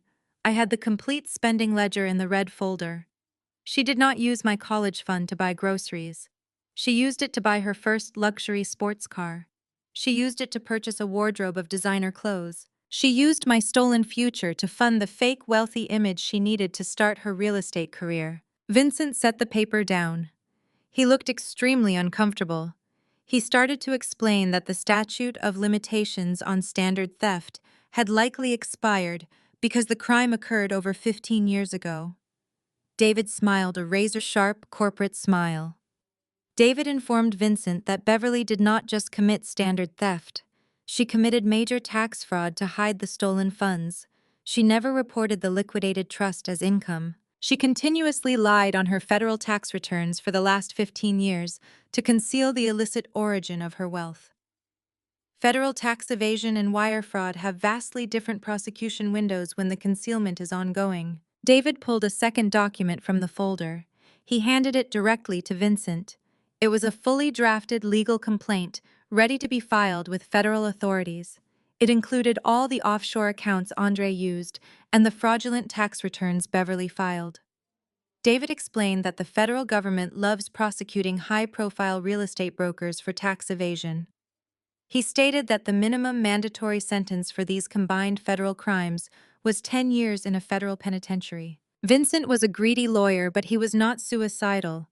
He built his career on easy settlements and loud threats. He wanted absolutely nothing to do with a legitimate federal financial crimes investigation. He knew that if he continued to represent Beverly while she actively concealed federal crimes, he could face severe disciplinary action. He looked at Beverly with pure disgust. She had lied to him. She told him she was a flawless victim. She never mentioned the stolen life insurance money. Vincent closed his briefcase with a loud snap. He stood up from the conference table. He looked down at Beverly and told her he was officially withdrawing as her legal counsel effective immediately. He stated he would not be complicit in federal fraud. Beverly reached out and grabbed his sleeve. She begged him not to leave her alone in the room with us. Vincent pulled his arm away forcefully. He told her she was completely on her own. He walked out of the glass conference room without looking back. Beverly was now completely isolated. She had no money and no lawyer. She was staring at a team of elite corporate litigators who held the power to destroy her actual freedom. I slid a final document across the table. It was a binding legal settlement. I laid out her two options very clearly. Option A was simple. She would sign the document immediately. The document stipulated that she was dropping the filial support lawsuit with extreme prejudice. It included a permanent restraining order, preventing her from ever contacting me again. It included a strict gag order preventing her from ever speaking my name to the media. I looked directly into her terrified eyes and explained option B. If she refused to sign the document, we would all stand up and walk out of this room. David would instantly submit the red folder to the federal authorities. The police would arrive at her rented mansion by Monday morning. She would be arrested for wire fraud and tax evasion. She would spend her senior years wearing a prison uniform. I told her she had exactly 60 seconds to make her choice. I placed a black pen on top of the settlement agreement. Beverly started to cry. These were not the fake theatrical tears she used for her social media videos. These were the genuine tears of a cornered predator realizing she had finally lost everything.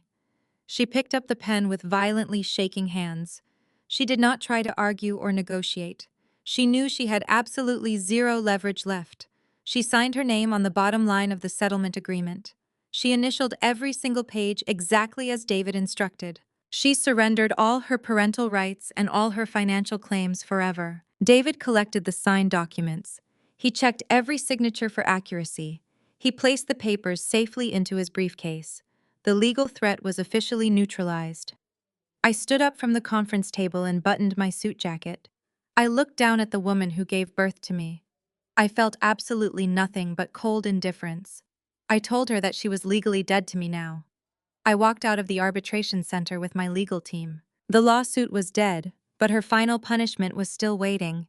The holding company I secretly controlled was already preparing to deliver the ultimate blow to her fake lifestyle. I stepped out of the arbitration center into the bright Los Angeles sunlight.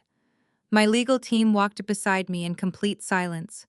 The lawsuit was dead, but her final punishment was still waiting. My private wealth management firm was called Aegis Holdings. I created Aegis Holdings 5 years ago to manage my real estate acquisitions and corporate investments. It operated entirely in the shadows. Nobody associated my personal name with the company. My mother, Beverly, had absolutely no idea that I commanded a massive financial portfolio. She was about to learn a terrifying lesson about modern corporate warfare. The sprawling estate. Beverly called home was her ultimate pride and joy. She hosted lavish parties there to impress her wealthy clients.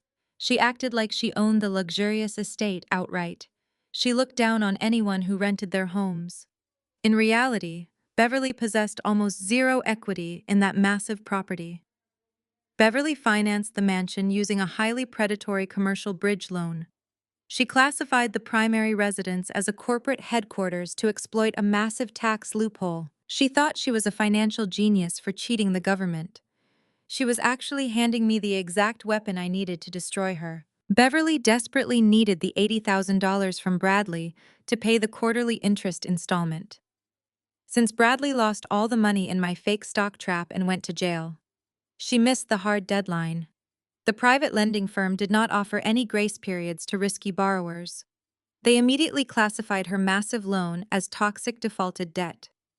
Financial institutions regularly sell toxic debt to third-party collection agencies at a massive discount. They simply want to cut their losses and clear their balance sheets quickly. I instructed the chief financial officer of Aegis Holdings to contact her private lender directly. We offered to buy her specific mortgage portfolio in pure cash. The lender agreed instantly without asking any questions. They transferred the deed and all debt collection rights directly to my holding company. I was now legally my mother's ultimate corporate creditor. I owned the roof over her head completely. Inside the mansion, Beverly and Chelsea were completely ignoring the outside world. Chelsea was crying in her bedroom over her repossessed luxury sports car. Beverly was drinking cheap wine and pretending the terrible storm would eventually pass. She thought the standard California residential foreclosure process would protect her. Residential foreclosures can take years to process in the court system. Homeowners can drag out the legal proceedings and live rent-free for a very long time. Beverly planned to exploit those exact residential legal protections. She planned to squat in the luxury mansion until she could find another wealthy man to manipulate. She thought she could hide behind the heavy iron gates of her exclusive neighborhood indefinitely. Beverly completely forgot one crucial detail about her own financial fraud. When she classified her home as a commercial business asset to avoid paying taxes, she surrendered her residential tenant protections. Commercial foreclosures do not take years to execute, they take mere days. My aggressive legal team filed a commercial notice of default immediately. We filed an emergency motion for immediate possession of the commercial asset. The county judge looked at her completely empty bank accounts and her fraudulent tax history. He granted our motion without a single hesitation or delay. It was Tuesday morning when the court issued the final ruling. The court order gave us the absolute right to secure the property by Thursday morning. Beverly had zero idea this ruthless corporate maneuver was happening right under her nose. She ignored all the certified emails because she was terrified of looking at her own mounting debts. She buried her head in the sand while I systematically bought the ground beneath her feet. I sat in my corner office and reviewed the finalized court order. The thick document bore the official blue seal of the county judge. It authorized the local sheriff to physically remove all occupants from the commercial property using force if necessary.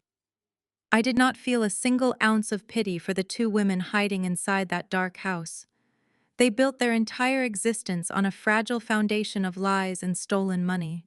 They threw away my life insurance money to buy their fake entry into high society.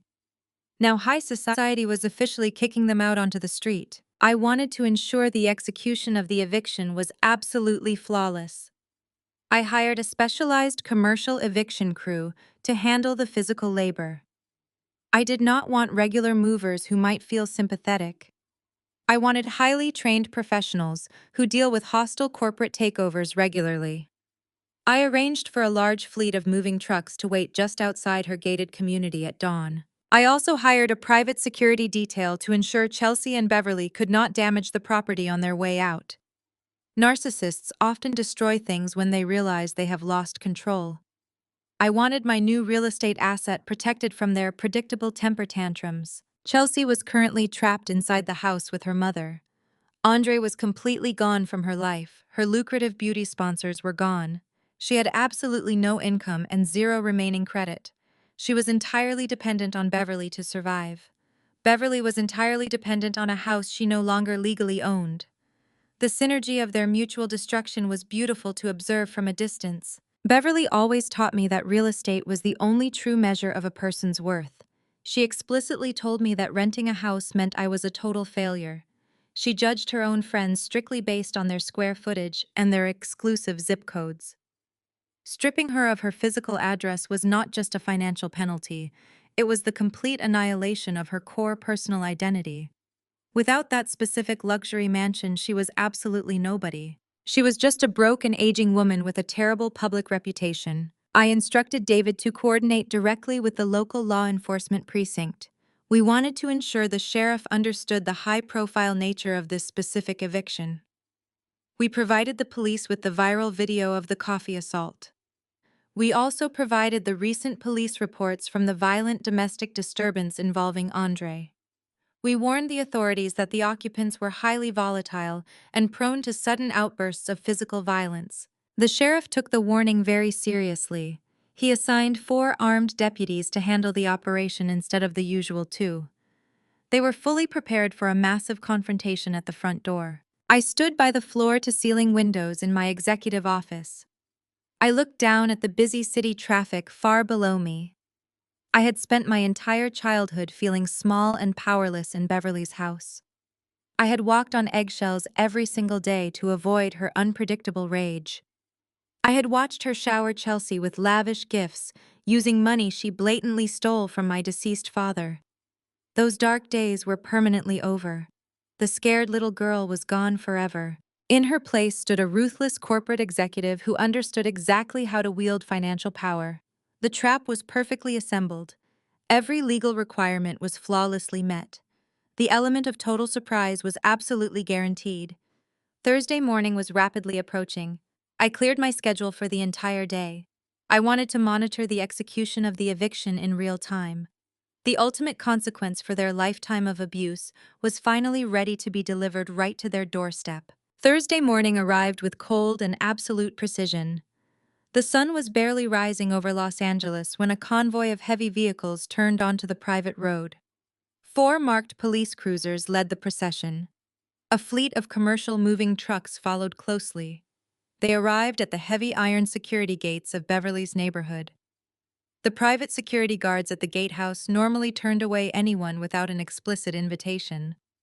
Today was entirely different. David had sent the formal court order to the Homeowners Association. The guards took one look at the stamped eviction notice and the armed deputies. They opened the heavy iron gates immediately, without making a single phone call to warn the residents inside. I sat at my glass desk and watched the entire operation unfold. I hired a private security contractor to fly a small surveillance drone high above the property line. I wanted a clear and uninterrupted view of the execution. I watched the convoy pull into the massive circular driveway. The police cruisers parked at severe angles to block any potential escape routes. The commercial moving trucks backed up directly to the grand entrance. The four armed deputies stepped out of their vehicles. They walked up the sweeping marble steps with absolute authority. They did not ring the polite silver doorbell. They pounded heavily on the thick wooden doors with their flashlights. The loud noise echoed across the quiet street.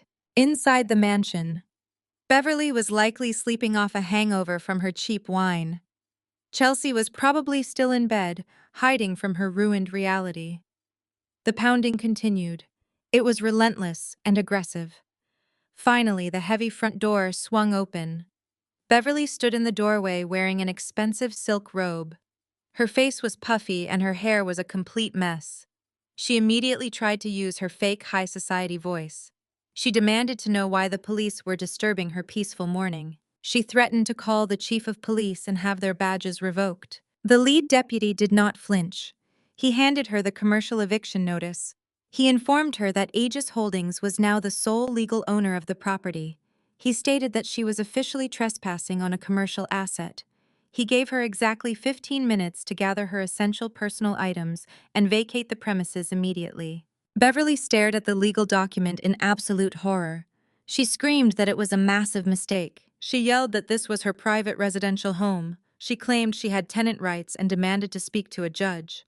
The deputy coldly informed her that she registered the house as a commercial business to avoid paying property taxes. He explained that commercial squatters have zero residential rights in the state of California. He told her the 15-minute countdown had officially started. If she did not step aside, they would arrest her for criminal trespassing and resisting a court order. Chelsea ran down the grand staircase wearing her pajamas. She saw the armed police officers and started crying hysterically. Beverly grabbed her phone and tried to call her aggressive lawyer Vincent. She completely forgot that Vincent had dropped her as a client days ago to avoid federal fraud charges. His phone went straight to voicemail. Beverly frantically scrolled through her contacts.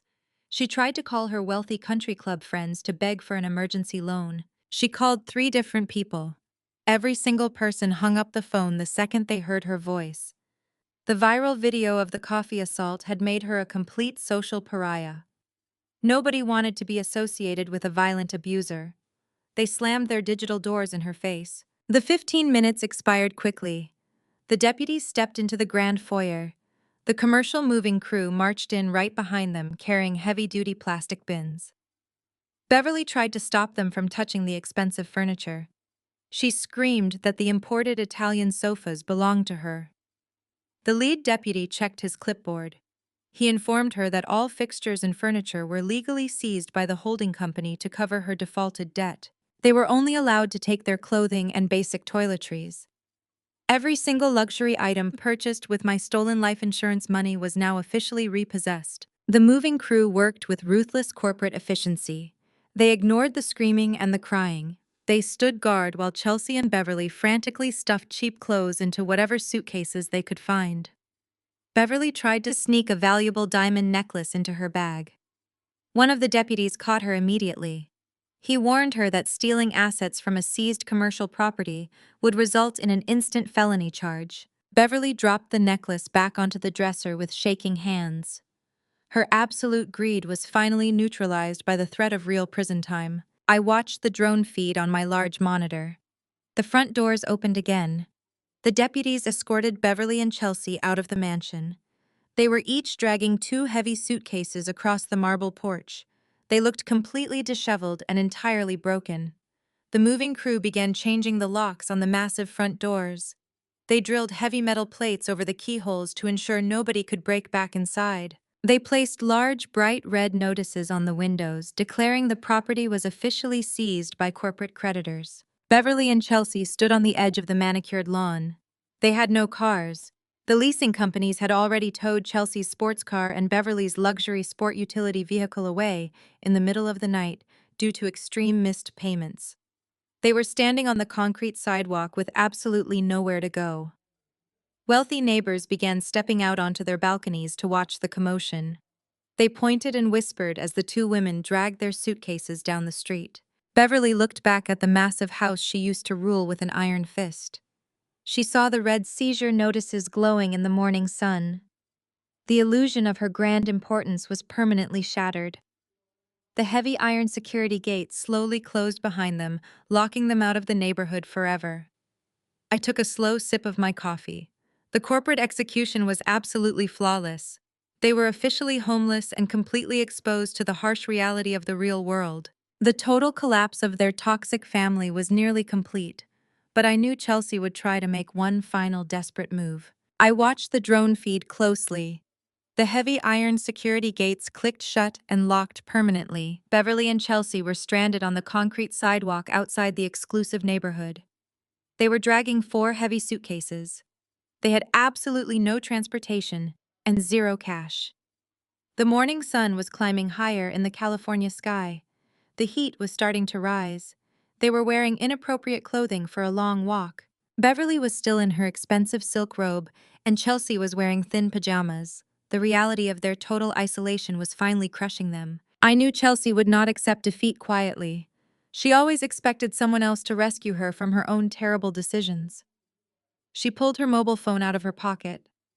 Her primary service was probably suspended, but emergency calls and basic cellular networks still functioned. She paced back and forth on the sidewalk. She looked furious and desperate. My secure private phone began to ring on my glass desk. It was a number I did not recognize, but I knew exactly who was calling. I pressed the button to accept the call and put it on speaker. "Naomi, please do not hang up!" Chelsea sobbed loudly into the receiver. I did not say anything. I just listened to her frantic breathing. "Please, Naomi, I am begging you," Chelsea cried. "The police just threw us out of the house. They took everything we own. The leasing company stole my car in the middle of the night. Andre left me and blocked my number. I have absolutely nowhere to go. I am standing on the street in my pajamas, and I do not even have money for a bottle of water." She paused and waited for me to offer sympathy. She waited for the older sister who always cleaned up her messes. I remained completely silent. "You have to help me," Chelsea pleaded. "I am your little sister. We are family. You cannot just leave me out here on the street. I know you are angry about the brunch, but that was all Mom. Beverly is the one who poured the coffee. She made me record the video. She told me it would be funny. I did not want to do it, Naomi. I swear I was just following her orders." It was incredibly pathetic. Chelsea was perfectly willing to throw her own mother directly under the bus to save herself. She took absolutely zero responsibility for her own vicious actions. She thought I was stupid enough to believe her lies. "You laughed," I stated coldly. "What do you mean?" Chelsea stammered. "I said you laughed," I repeated. "I watched the video you posted. I heard the isolated audio track. You did not just record the assault. You cheered. You told me to go back to my pathetic little life. You posted it to millions of people and called me broke. You tried to destroy my reputation for social media clout. You enjoyed every single second of my pain." "Naomi, please, I was stupid," Chelsea begged. Her voice was cracking with genuine panic. "I will delete all my social media accounts. I will make a public apology video. I will do whatever you want. Just please send a car for me. Book me a hotel room for a few nights. You have hundreds of millions of dollars.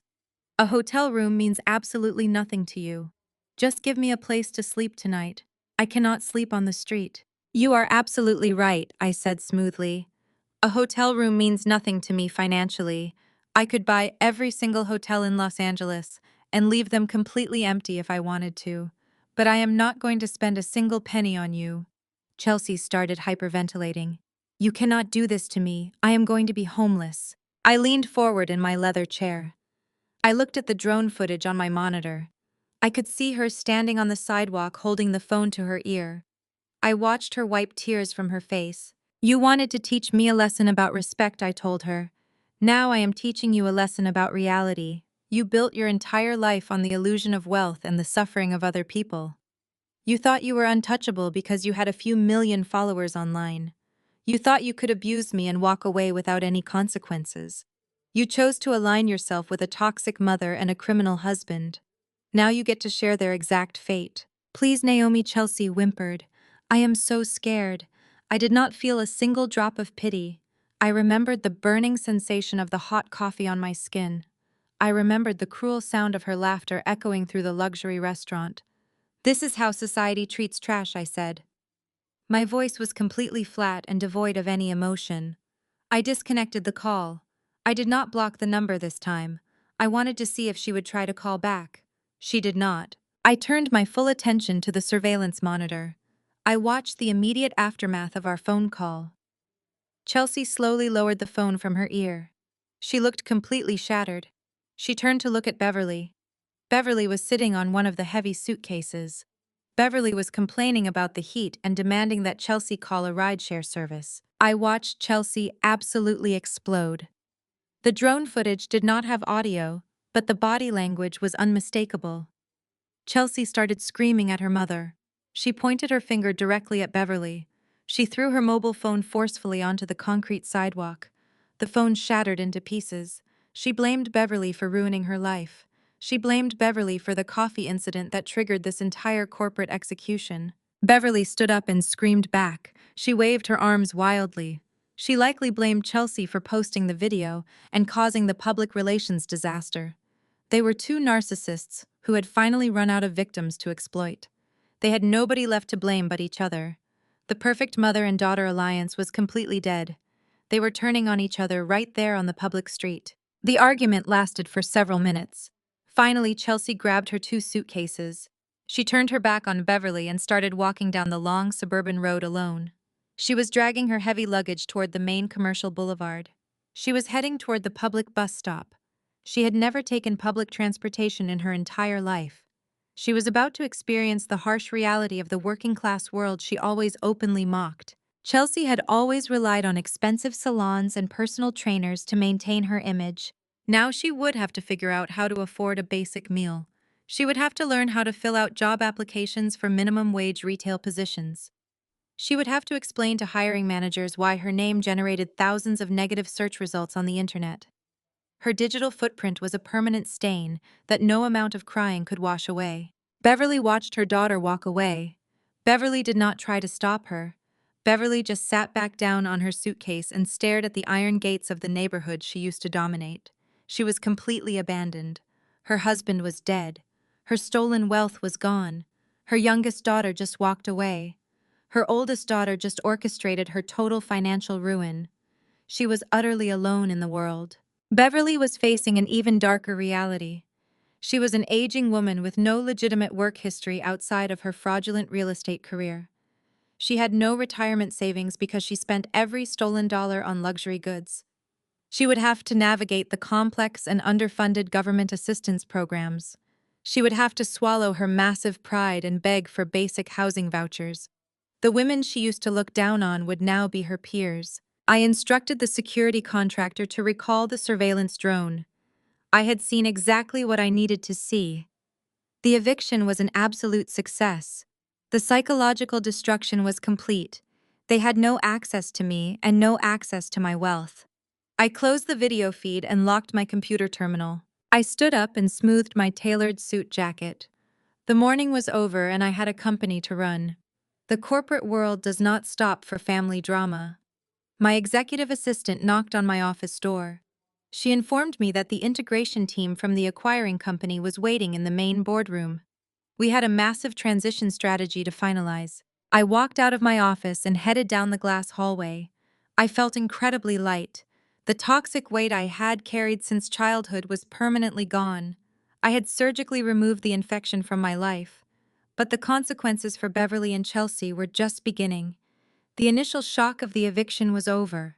Now they had to actually survive in a world that did not care about them at all. 6 months passed quickly. My corporate integration team successfully finished the massive merger. I settled into my new role managing my private wealth. I did not need to hire private investigators to track my family anymore. The internet provided all the updates I needed completely free of charge. People love spotting fallen internet villains in the wild. Anonymous users frequently posted photos of Beverly and Chelsea trying to navigate their miserable new lives. Chelsea quickly learned that carrying heavy luggage onto a crowded city bus is completely exhausting. She had no money for food or shelter. She was forced to drag her suitcases to a cheap consignment shop. She sold her entire collection of designer clothes for a tiny fraction of their original value. The money barely covered a security deposit for a cramped apartment in a highly dangerous neighborhood. She desperately tried to find employment at high-end retail stores. Store managers recognized her face instantly. They immediately refused to hire a viral bully. They knew customers would boycott any store that employed her. Chelsea eventually found the only job that did not require a background check. She became a night shift dishwasher at a dirty local diner. The girl who built her entire fake personality around expensive manicures now had hands permanently ruined by harsh industrial soap and scalding hot water. She worked long hours in a sweaty kitchen just to afford basic groceries. Beverly faced an even colder reality. She initially tried to show up uninvited at the massive homes of her former country club friends. She expected them to take pity on her. Instead, they threatened to call the police for criminal trespassing. They wanted absolutely nothing to do with her toxic public image. Beverly was forced to sleep in a crowded city shelter for 2 entire weeks. She was surrounded by the exact same working-class people she spent her entire life openly mocking. She eventually qualified for subsidized government housing. She moved into a decaying apartment complex with stained carpets and a broken elevator. The woman who obsessed over marble countertops and exclusive zip codes now lived in less than 400 square feet of absolute misery. Beverly tried to find office work to support herself. Her age and her terrible digital footprint made professional employment completely impossible. She was ultimately forced to accept a part-time job as a cashier at a massive discount grocery store.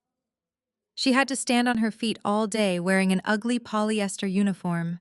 She had to scan expired coupons and bag cheap groceries. Every single time she swiped a barcode, she was forced to remember her massive fall from grace.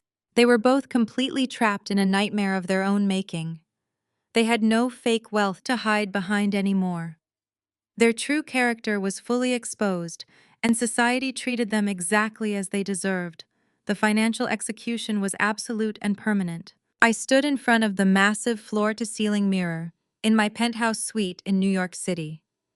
The financial execution of my toxic family was absolute and permanent. Tonight I was celebrating the empire I had built with my own 2 hands. My executive assistant handed me a custom-tailored evening gown. It was deep emerald green and perfectly fitted. It had no loud designer logos. It did not need flash to command attention. True power whispers while fake wealth always screams.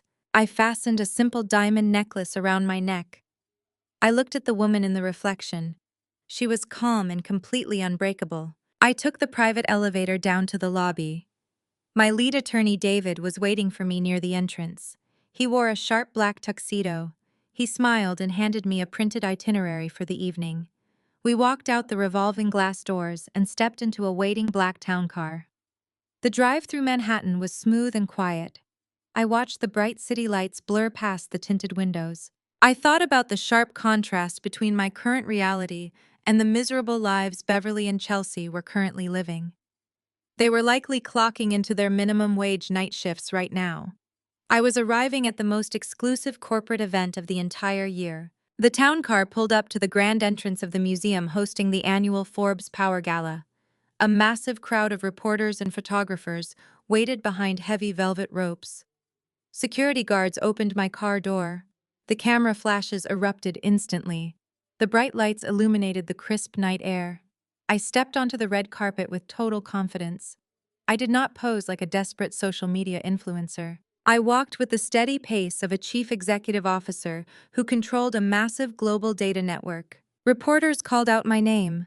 They did not ask me a single question about hot coffee or family drama. The internet had completely moved on from that viral spectacle. The business world only cared about my professional success. A financial journalist asked me about my plans for the upcoming quarter. Another reporter asked me about the data security framework my company recently patented. I answered their questions clearly and concisely. I commanded their absolute respect because I had earned it in the boardroom. I walked into the massive ballroom. The space was breathtaking. Crystal chandeliers hung from vaulted ceilings. Thousands of white orchids decorated the dining tables. The room was filled with the most powerful business leaders in the country. There were legendary investors and software pioneers. There were hedge fund managers and prominent philanthropists. This was not a crowd of fake millionaires trying to impress each other with leased sports cars. These were the people who actually built the modern economy. I took my seat at a prime table near the main stage. A waiter poured expensive champagne into my crystal glass. I turned and introduced myself to the man sitting next to me. His name was William.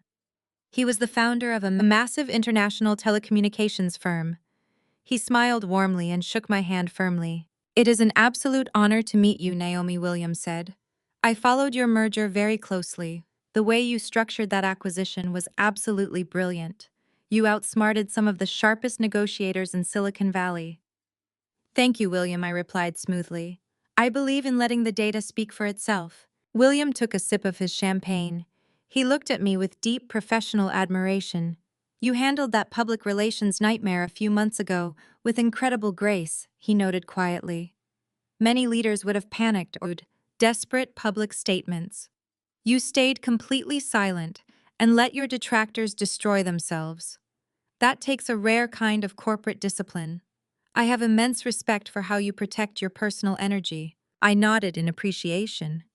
The validation from a veteran industry titan meant more to me than any fake family approval ever could. I was sitting at a table with equals. They judged me entirely on my intellect and my strategic execution. They did not care about my background or my lack of a flashy pedigree. They only cared about the undeniable results I delivered. The lights in the ballroom dimmed slightly. The publisher of Forbes magazine walked onto the brightly lit stage. He welcomed the audience and spoke about the incredible innovations driving the global market. He talked about resilience and visionary leadership. He announced that it was time to present the primary award of the evening. The award was for the most disruptive female innovator of the year. I listened as he described the winner. He spoke about a woman who built a data security unicorn from absolute scratch. He praised her relentless work ethic and her brilliant corporate strategy. He highlighted her ability to navigate complex mergers while maintaining absolute operational stability. He called my name. The entire ballroom erupted into loud and sustained applause. I stood up from my table. David smiled proudly from across the room. I walked up the short stairs and stepped onto the stage. The bright spotlight hit my face. I looked out at the sea of incredibly powerful people. They were all standing on their feet. They were giving me a standing ovation. This was not a pity clap. This was genuine industry respect. The publisher handed me the heavy glass award. I stepped up to the microphone. The room grew completely silent. I did not prepare a long or emotional speech. I looked directly into the cameras broadcasting the event live. "Success is never given to you," I told the silent room. "Success is something you extract from a world that constantly tells you to sit down and be quiet." I spent my early life being told I was not enough. I was told my ambition was a flaw. I was told to shrink myself to make other people feel comfortable. But true power comes when you finally stop listening to the critics who build absolutely nothing. True power comes when you let your execution do all the talking. The audience applauded loudly again. I smiled a genuine smile. I thanked my dedicated corporate team and my brilliant legal counsel. I raised the glass award high into the air. I had officially conquered the business world. I had successfully insulated myself from the toxic people who tried to break my spirit. I walked off the stage feeling entirely invincible. The night was a perfect celebration of everything I had overcome. The respect I earned tonight was the ultimate shield against any future attempts to tear me down. I returned to my table and enjoyed the rest of the lavish dinner. The culinary presentation was absolutely exquisite. We were served a delicate sea bass with wild truffles and a reduction sauce that tasted like pure luxury. Every detail of the event was meticulously planned. I exchanged solid black metal business cards with global investors who managed sovereign wealth funds. We discussed market trends and global data privacy regulations. They leaned in when I spoke. They valued my strategic insights on emerging security threats. I discussed potential philanthropic partnerships with prominent charity directors. I told them I was setting up a private foundation to fund educational programs for young women in technology. I wanted to provide grants to women who lacked family support networks. I wanted to give them the exact financial runway I never had. The charity directors were thrilled by my vision and immediately proposed scheduling formal meetings for the following week. I realized in that moment how profound my transformation truly was. The fake high society my mother blindly worshipped was a complete joke compared to this specific room. Beverly spent her entire life chasing the illusion of importance.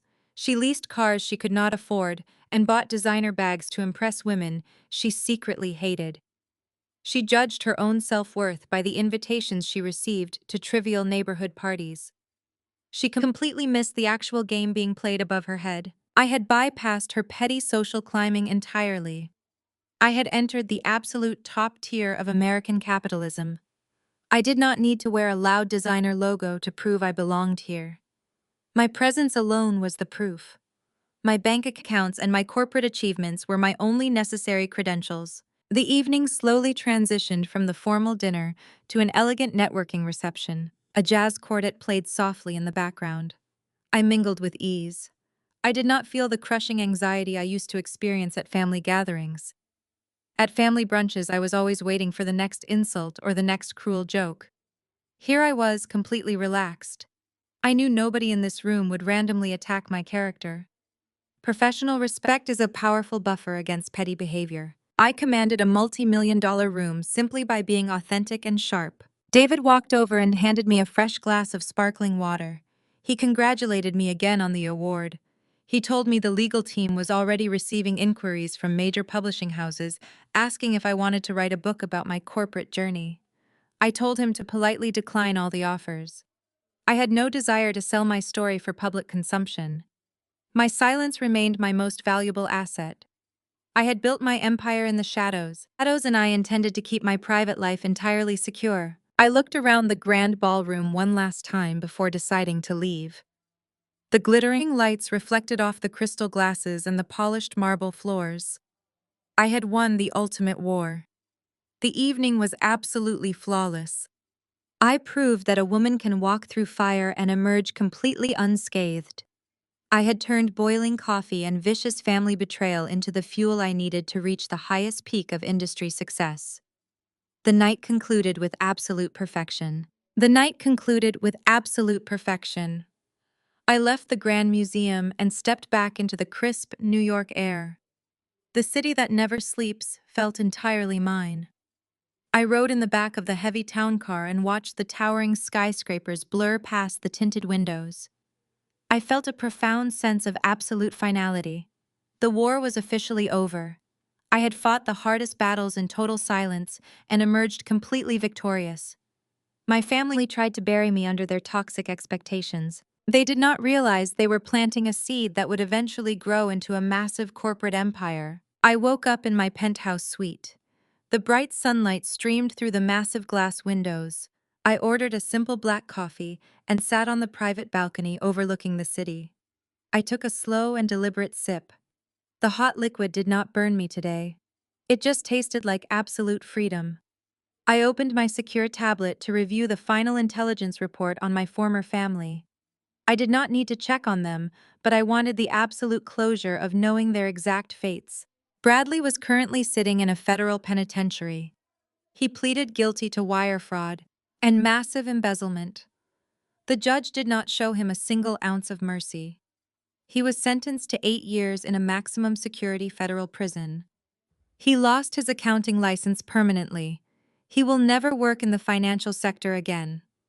He traded a comfortable life for a fleeting moment of pure arrogance.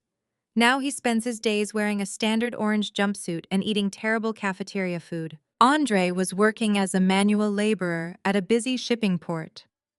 The entire corporate logistics industry completely blacklisted him. He could not find a single office job anywhere in the country. The man who used to wear custom suits and brag about his massive wealth was now lifting heavy cargo boxes for minimum wage. His massive gambling debts still haunted him. He lived in constant fear of the underground bookmakers he could no longer pay. His loud and aggressive personality was completely broken by the harsh reality of physical labor. Chelsea and Beverly were still trapped in their decaying apartment complex. They were surviving entirely on government assistance and minimum wage shift work. Chelsea was washing dirty dishes at the local diner. Her hands were raw and heavily blistered.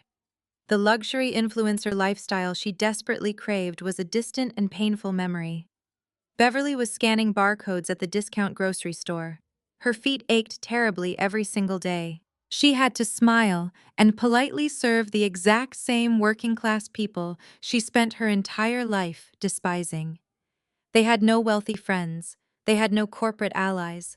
They only had each other and their shared daily misery. They spent their evenings blaming one another for their catastrophic downfall. I closed the intelligence report and permanently deleted the file from my secure server.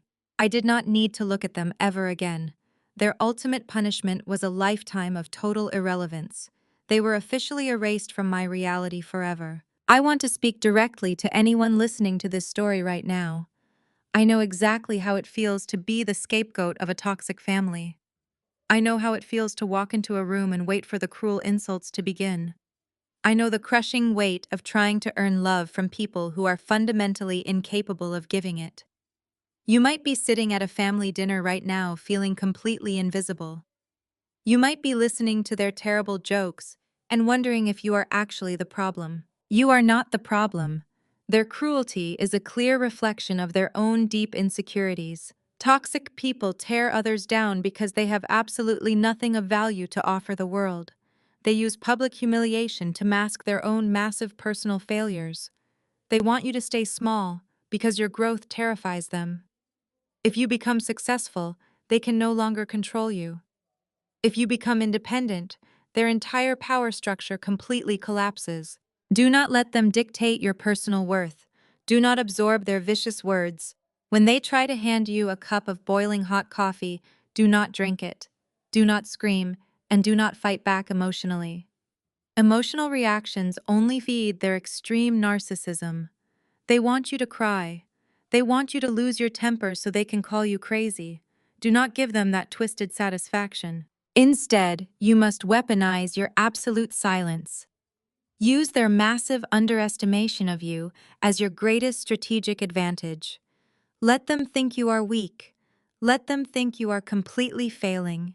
While they are busy gossiping and plotting, you need to put your head down and work hard. Build your professional skills. Save your money secretly. Educate yourself constantly. Create a quiet exit strategy that relies entirely on your own flawless execution. Success is the absolute best revenge you can ever achieve. But true success is not about buying expensive things to prove them wrong.